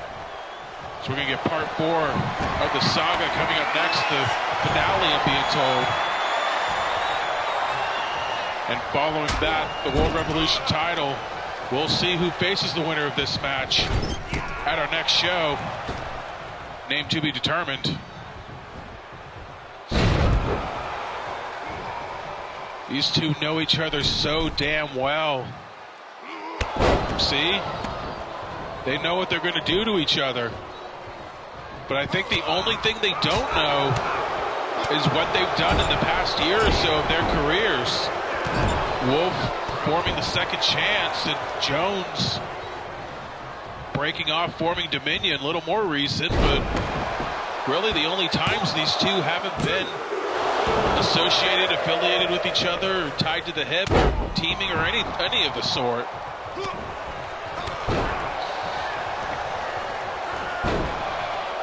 Especially for Jones, he's seen Wolf not only recently go to the summit, but he's seen it happen before. He's seen Jake Rogers finally hit the summit a few years ago. Jones was known as a joke for quite some time in his career. Never really got a chance or an opportunity to really showcase himself. And it wasn't until a few years ago he finally took himself seriously. Had the opportunity to take himself seriously, and he's turned into an absolute monster since. Has climbed his way up the ladder of the RWR. Jones, former United States champion, a dominant United States champion, as he hits the pounce on Wolf. Going for the cover, could be a quick finish. 2, no. Not with Josh Wolf around, it won't be. But Jones trying to win that one missing puzzle piece in his career. Like I said, he has the dominant U.S. title reign. He has the tag reign with Wolf. He has never won world title gold. Here in the RWR, and he's looking to do that here in Season 5. As the end of Heartache from Wolf, looking to put an end to Jones's twisted dreams. And he only gets a 2 count. Of course, did Jones need to turn into the final boss and form Dominion to get the shot? No, as Jones blocks the shovel. Like I said, these two know each other so damn well. Oh my God, just a variation of F5, just throwing Wolf down.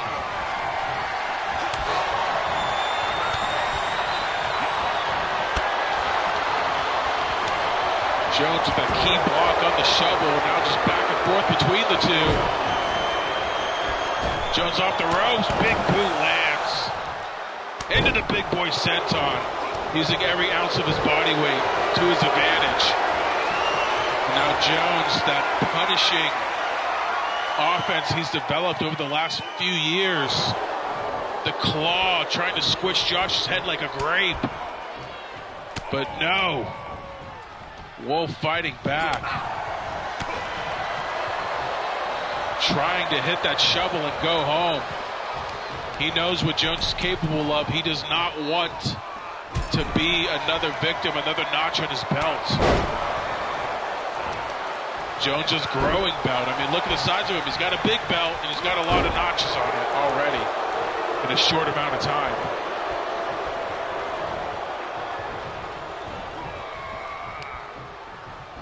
Now Jones sent off the ropes, through the clothesline, into the pounce, nearly sending Wolf out of the ring. Oh my God. Is that going to do it? Jones with the cover, 1, 2, no! Wolf out at 2. Jones can't believe it. But he should believe it. He knows that's what Wolf does. Spinning back fist into the rolling elbow. He knows how hard of an out Wolf is. Oh, God, the bear hug, belly to belly, outside. And now Jones in one of his favorite domains on the outside. Oh, my God, the suplex on his head. A place where he can punish Wolf, and a place where Wolf cannot perform his famous hit-and-run finishes inside of the ring. 3. Jones, he's just going to let Wolf suffer, make him get up in his own power. 5. Resets the count as he sees Wolf getting to his feet. And Jones's cockiness may be the opening Wolf needs. 2. Fighting fire with fire here. Oh God, into the other table, really close to my table. And now it's Wolf. Not letting his ego, or letting his ego get in the way. He breaks up the count, and now Jones making him pay. It's like a mirror match, essentially. I mean, two different styles, but exactly similar game plans. Similar egos between the two. Let's hold on Jones. Oh, Wolf stopped himself. And oh, hold on, the float over into the DDT. Like I said, Wolf, he's famous for the hit and runs. He wants to end this as quickly as possible.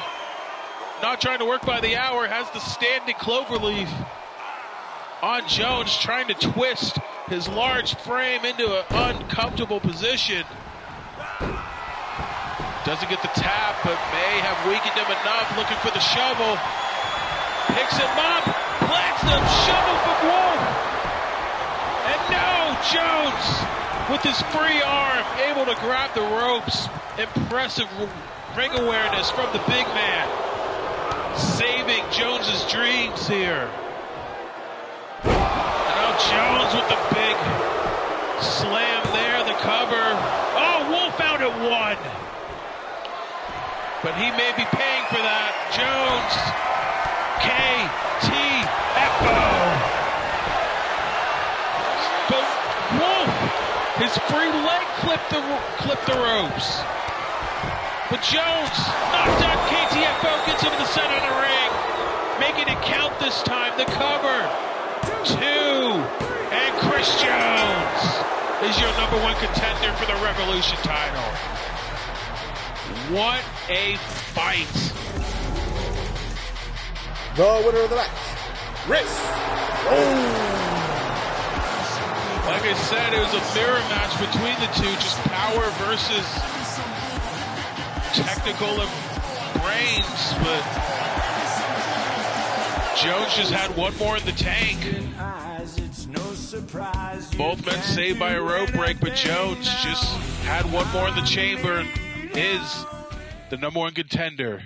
And now we finish the saga, the Vacation Saga.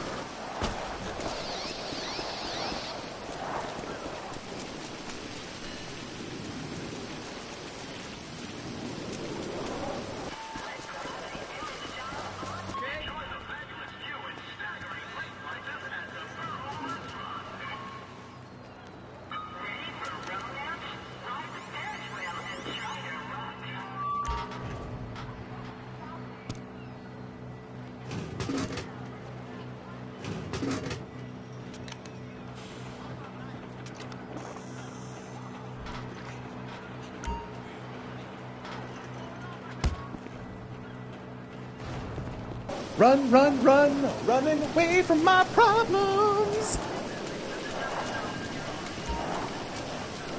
Crap! Whoa!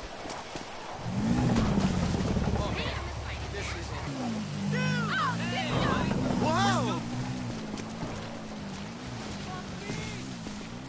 Ooh, how you doing, baby? You tripped.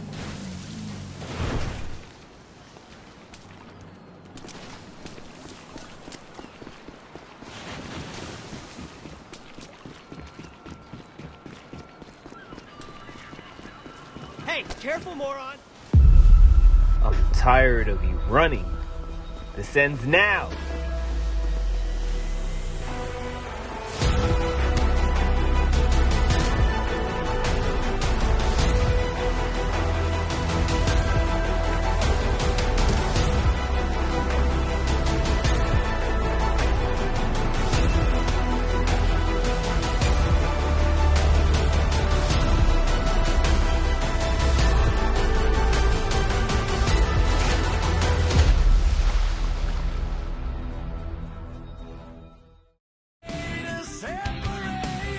Oh my God, both men falling off the pier. At the end of that, I hope they're okay, but I think Brooks may have just taught Gil Thunderstrike a valuable lesson that he does care about one thing in the world, and that is not caring. The following contest is set for one fall and is for the RWR World Revolution Championship.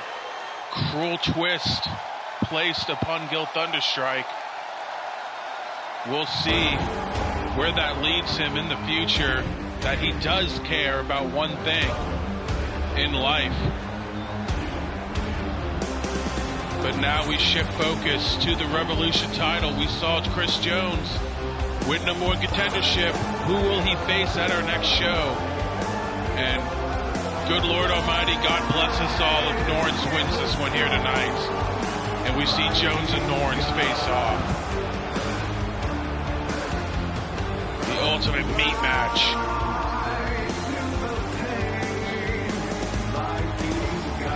Was Norns getting this shot after defeating? Well, I mean, there was a lot going on in the match at Beach Brawl, but at the end of the day, it was Norns defeating Travis Sanders in that ring. Even though the advertised match was Norns and Johnny Motherfucker, but, you know. Aces and Eights, Bill Watts, the Hell Rising, all of the above happened. But nonetheless, in doing so, Norns granted the opportunity to be Jack Johnson's potential first defense of his newly won Revolution title. The months-long chase Jack Johnson made with the briefcase, terrorizing Josh Wolf, may come to a quick end here tonight at the hands of the Viking Warlord.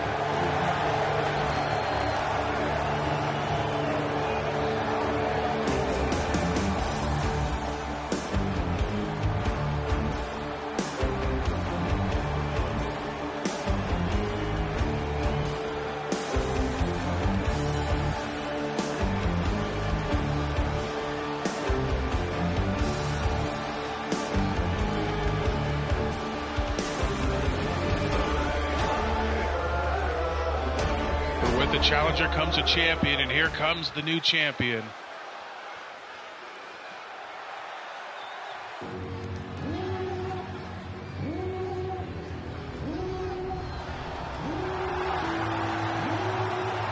And he's coming out with a souvenir, the case that he won the title with, showing it off one more time, the prize around his waist, holding what got him there. Just rubbing it into Wolf one last time after seeing him lose to Jones, and just a reminder to everyone what he did.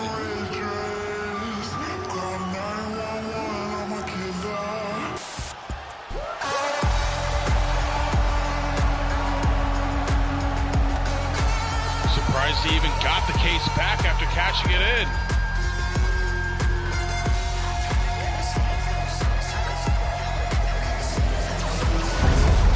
That's what it's all about, the World Revolution title on the line. We go to the ring for introductions. Introducing first, the challenger, the Viking warlord, Norns.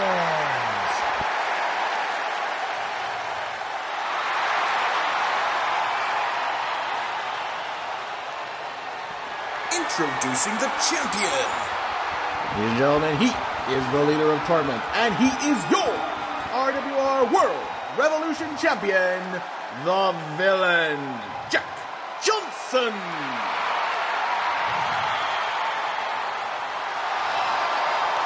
He holds up the prize and hands it over to Red Shoes. I mean, I said Norns and Jones would be a meat match, but looking at these two, we're going to get a meat match here tonight, folks. You forget how big Jack Johnson actually is. He's certainly not bigger than Norns, but he can definitely hold his own. As here we go. Coming up next, of course, our main event, Women's World Title on the line. Marianne Jane defends against Amanda Violence, and I'm being told is going to be a 2 out of 3 falls match. Not sure how that stipulation came into play, but it is in play. Norns looking for the quick submission on Johnson's not going to happen.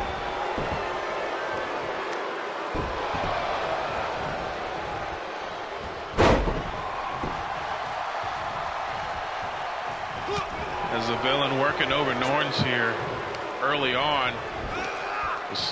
Oh, hold on, Rockabye facebuster. And it's just power versus power thus far, meat versus meat. Jack Johnson, maybe call him a trimmed steak, a trimmed tri-tip maybe. Norns, he's still got the fat on him, but it's certainly not holding him back. Hits the triple on the champion. Norns has been world champ before. It's been a little bit since he's held the belt again. Looking to regain the gold here tonight, a golden opportunity.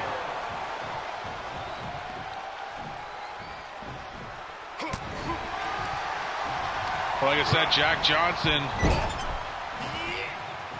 went through lethal lottery, finishing second, went through the golden ticket, tormented, pun intended, Josh Wolf with the briefcase for months on end until the cash-in at Beach Brawl.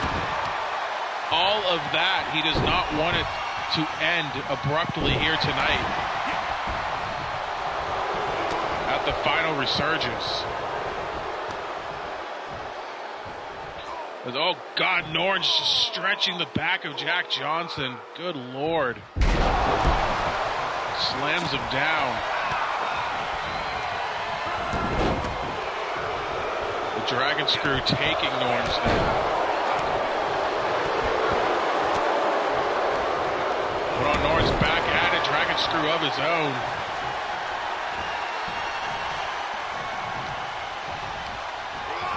And there goes Norns to the outside. Here we go. Gotta grab my water here. I mean, even the aftershocks maybe knocking that one over.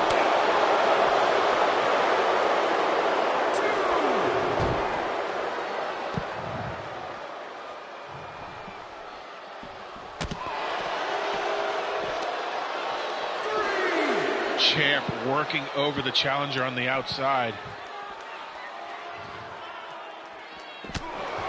You know, as long as these two have been around, you would think that they faced each other in the past, and they may have, but I can't think of any on the top of my head.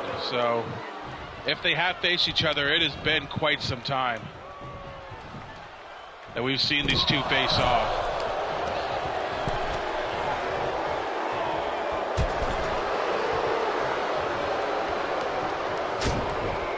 Jack Johnson working over Norns, trying to wear the big man down.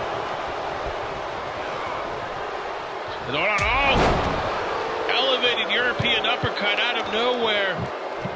May have knocked the big man loopy just like that. Slow to cover though, may cost him 2. No, Norns out of 2, and it did cost him. Slow to the count, that's certainly an advantage of Norns' large frame. Now the challenger, just a power bomb and an elbow drop.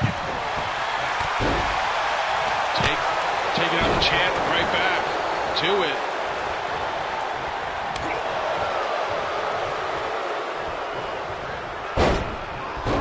Is Johnson trying to keep the big man grounded? Gotta say it's a good strategy, but now he's tuning up the band, looking for the Claymore kick, and he hits it. Claymore, center of the ring. Cover, 2. No, Norns barely out of 2.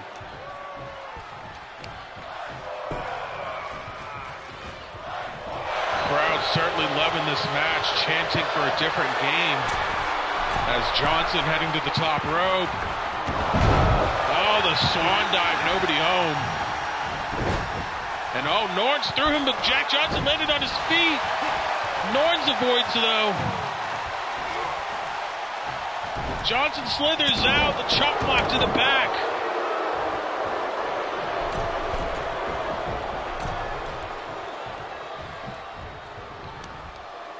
And after all that, it is the champion in the driver's seat once again. On Norns, another quick cover. Ooh, very close to count. Made Norns work for that one. Hold on, oh, Norns fighting back as Johnson on his shoulders. Burning hammer center of the ring, out of nowhere. The cover, do we have a new champion? 2, not yet. Not yet, folks. Jack Johnson out of 2. Norns giving him a taste of his own medicine. With the champ reeling, trying to fight back. Uppercut, chops, kicks. Picks him up. Doesn't get it. Hold on. Oh! Elevates him, a European uppercut again out of nowhere. The cover. 1, 2. And Jack Johnson retains in an absolute slugfest. Your winner and still RWR World Revolution Champion, Jack Johnson. Jack Johnson retains, and he will face Chris Jones for the title at our next event. Hard-fought win for the champ, but he gets it done here tonight. And now we head into our main event of the final Resurgence. Women's title on the line. Amanda Violence gets her shot at the belt against the underdog champion, Marianne Jane. Ladies and gentlemen, this contest set for one fall is for the RWR Women's World Championship.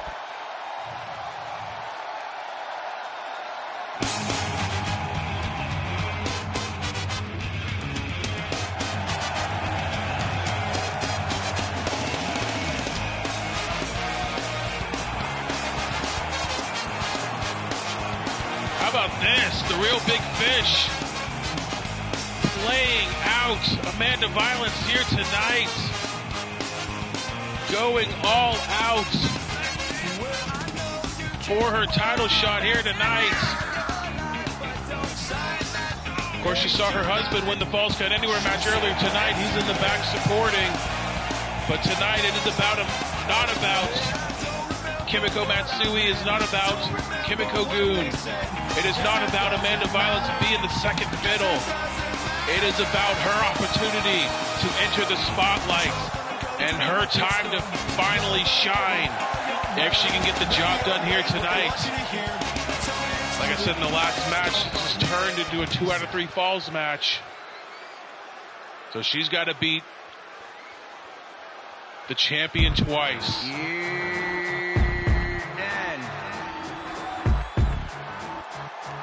And here is the underdog champion. You know, I got 2 states of mind, stoned in the sleep. First I hit the sweet leaf, and then I have nice dreams. When I get up, awake and bake, take a piss and shake. My clock stopped at 4:20. What you want me to say? I stay blazed all day, no matter where I'm creeping. Hot boxing on your block and at the spot. Rocking the new women's championship. She cashed in her golden ticket on Adeline Ward to win her first title and shock the world.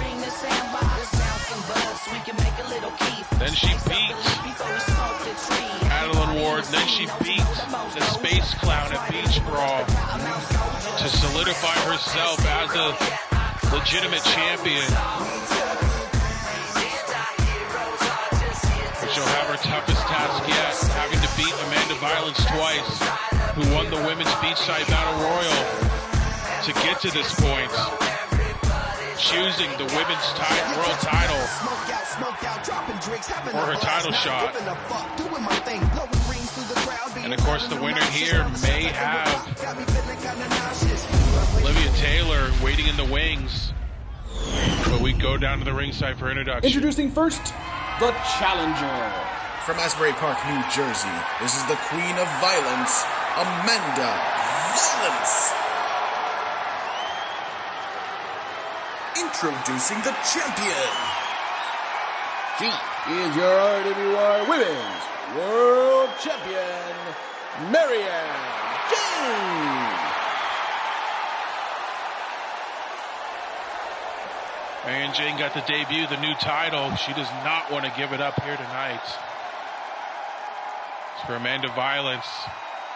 A new look for her, completely dyeing her hair blue and really, interestingly enough, shedding herself from any sort of reminder of Kimiko Goon here tonight. She is her own woman here tonight, looking to forge her own path and win her first taste of RWR Gold. Here we go. Let's hold on right off the bat. Marianne Jane, look at the Bulldog. No, gets blocked by Amanda Violence into the headbutt.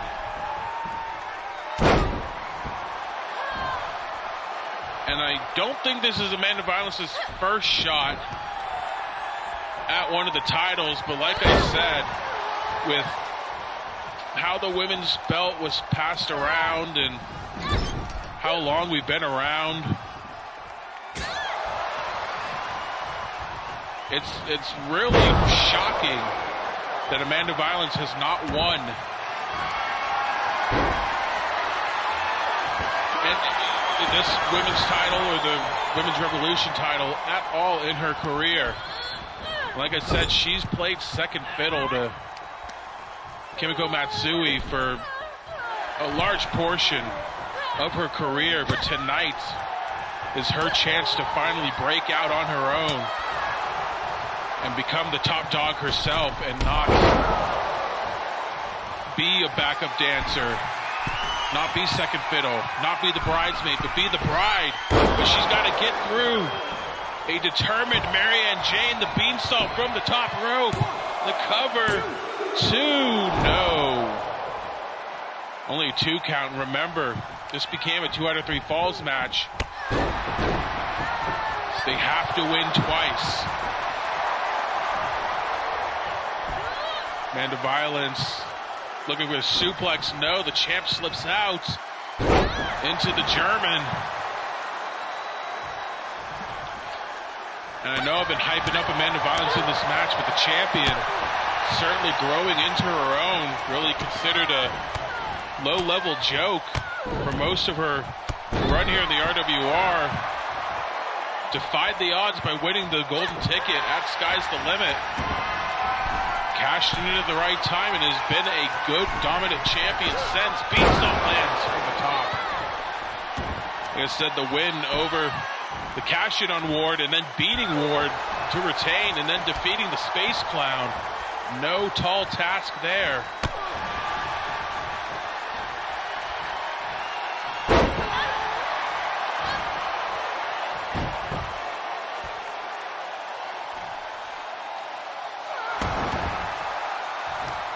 has just been a house money ride for Marianne Jane, and a successful one in doing so thus far.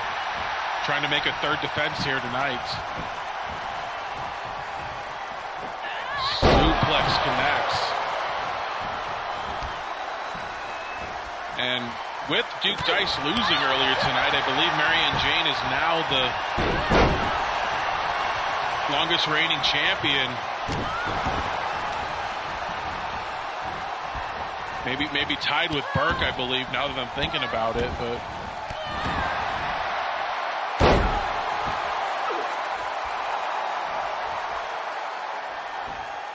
maybe tied with Gary Richards too, but she's definitely the longest reigning women's champion. There's only 2 belts, but still, and tied for the longest overall now with Duke's loss, so certainly wants to keep that going. But Violence on the outside, stomping away. As you can see, Red Shoes making the 20 count, but each woman a fall to spare, so theoretically they could fight each other through the 20 count, each take a fall, and turn it into a one-on-one match, essentially. A one-fall match. But that's not going to happen. Both women back in the ring. As the champ off the ropes and ducked by Amanda Violence.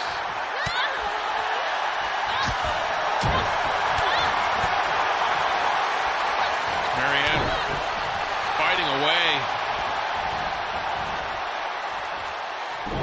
Oh, God, just working over her arm there. And like I said, it may be for this title, it may be for the Revolution title, but potentially Olivia Taylor waiting in the wings of the winner here tonight after her triple threat win and becoming the Queen of Australia.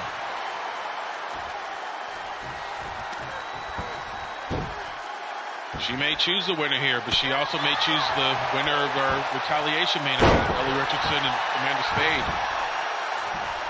Of course, Retaliation 103 coming up after this shortly. So we're in, oh, God, German again. So we're in a main event of Resurgence 145. One last hurrah for our former weekly shows here in Season 5. And the first opportunity, oh God, hold on, the kick from the champion may have knocked Amanda Violence out cold. The cover too, no. Only a 2 count, almost caught her.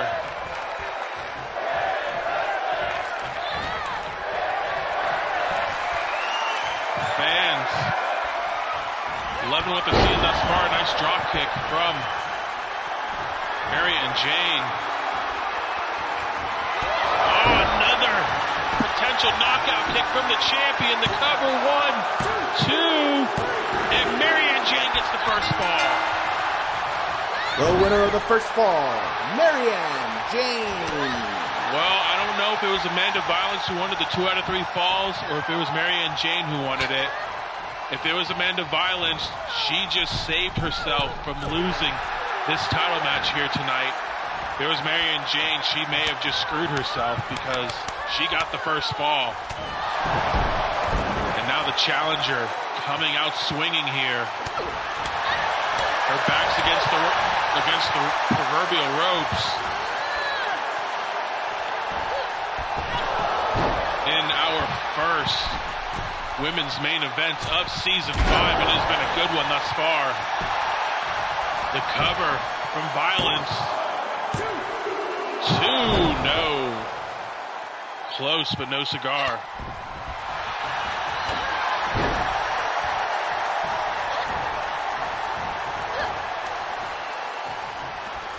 Now the champion, oh God, you know, for what I expected, it has been the champion that has been more with her offense here tonight than the challenger. Trying to rip Violence's arm out of her socket, trying to give her a taste of her own medicine. As the champ goes to the top, trying to finish this one off. Stands up the challenger, nobody home.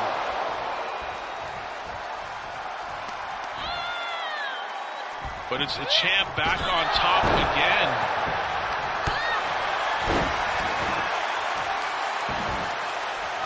Back and forth between these two. You wouldn't know that Mary Ann Jane's already up 1-0.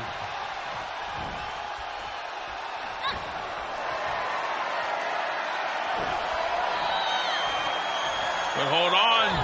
Violence. Her version of the Razor's Edge taking the champ down, center of the ring, the cover. No! Champ barely kicking out at 2, and now it's Amanda Violence heading to the top. Doesn't quite do that as much as Mary Ann Jane does, but able to land the elbow drop. Trying to keep her grounded. She's got to go for the pin at some point, though.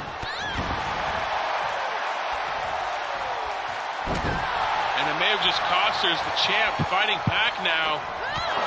Kick, side kick to the face.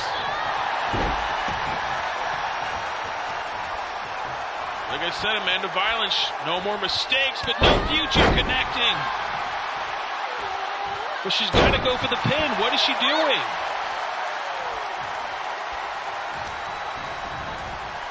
She can't get past her own ego, dishing out the violence.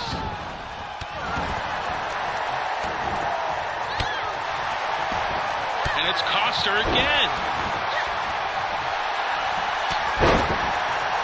But now another takedown. Heading back to the top. And she's standing up, Mary Ann Jane. Not sure what she's trying to do here. Looking to crown her, nobody home. Champ sidesteps, but still feeling woozy. No, may have caught Amanda off guard there. Those vicious kicks that we have seen from Mary Ann Jane that has taken her to the dance and kept her there. Into the standing moonsault. Going to the top, looking to try to finish this one off. She stands up, Violence. What's she looking to do? Oh my God, walking across the ropes looking for the drop kick. She got swatted away. And now the barrage of punches and kicks into the poison rana. Pin her. Finally, she does. 1, 2, and there we go. We're tied up. The winner of the second fall, Amanda Violence. We are tied up. Amanda Violence able to get off the ropes, and now it is 1 fall, folks. Really essentially throwing the 2 out of 3 fall stipulation out the window. We're 1-1. Next fall wins. We've just been, 10-15 minutes into the match, but hold on. Amanda Violence not wanting this one to go on any longer, but the champ rolls her up. Can she steal this one?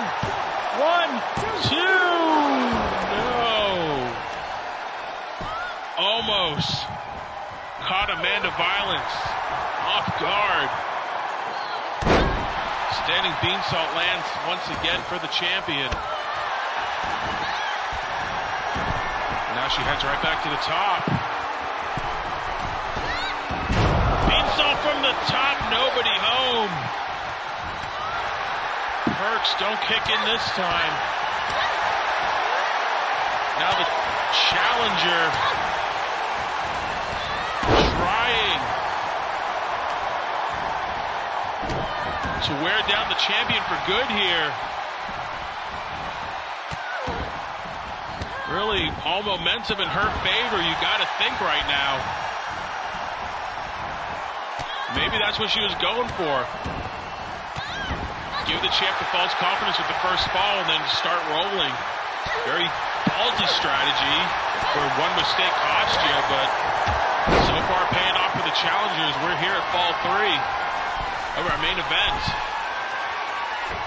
Runs to the top, elbow drop connects. Try to across the green strips, across the tummy of the champion. And now it was Amanda Violence working over the arm of Marianne Jane. Marianne Jane was trying to give Violence a taste of her own medicine early on in the match. But now it's the one that is known for such violence, delivering it back to the champion.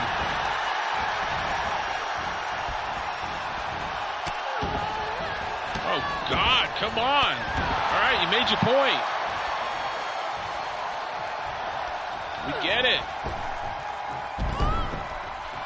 And just throws her outside of the ring like a sack of garbage.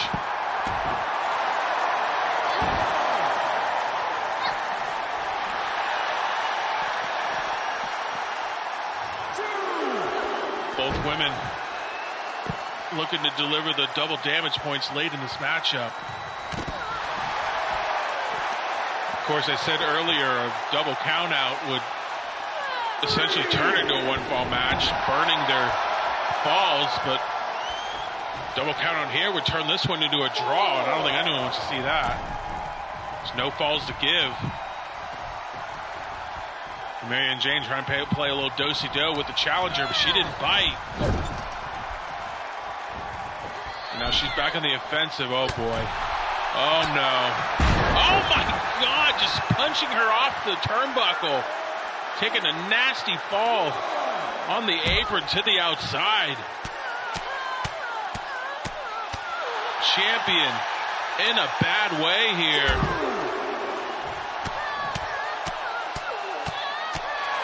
This may be Amanda Violence's time. She just has to capitalize at the right moment.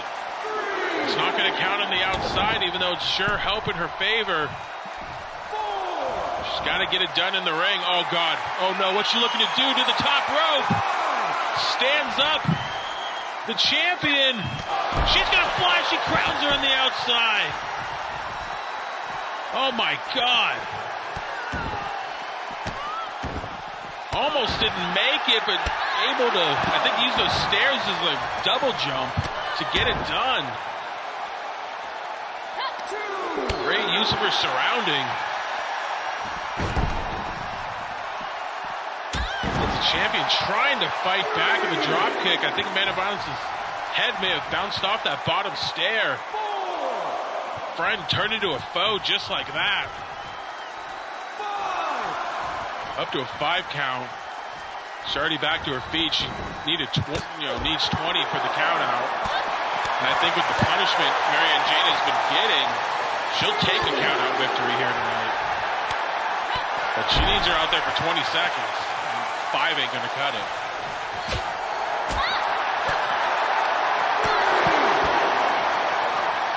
You know, if I'm Olivia Taylor and I'm watching this, maybe I'll wait for the other match before making my decision, because good Lord, these two women are just beating the hell out of each other. Violence bouncing off the stairs. 6. Get up to 6, and Marianne Jane breaks up the count. Maybe she doesn't want the count out victory. Very odd, but, you know, who knows what's going on in her, you know, fucked up, pot-filled mind.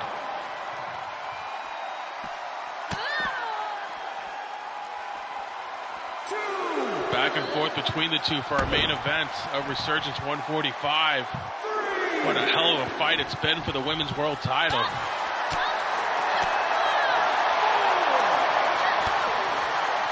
I think win or lose at this point, Marianne Jane has certainly proven herself as a new top contender here in the RWR, much like Dallas Carino did earlier in the season, but it may not last for longer. Amanda Violence standing her up. The move that has been the bane of her existence, her entire career, the flip DDT. She lands it, and no! She finally lands the damn move and only gets a 2 count out of it. But hold on, the running knee into the Poison Rana.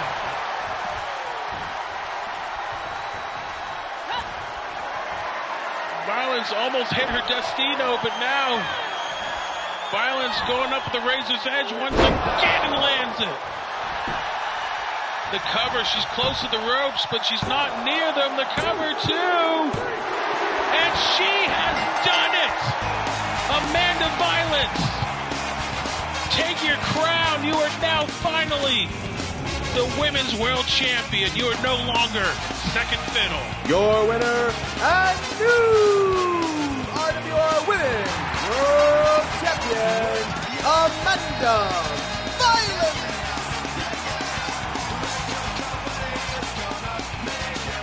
The background character for so long. She finally takes her step in front and has become the women's champion. Congratulations to Amanda Violence. This has been Resurgence 145. I am commentator Uno. Thank you for watching. And we'll be back shortly with Retaliation 103 to wrap up this slate of shows. And the way this one's gone, I can only imagine what Retaliation has in store. But until then, I'm commentator Uno. Thank you for watching. We'll see you soon.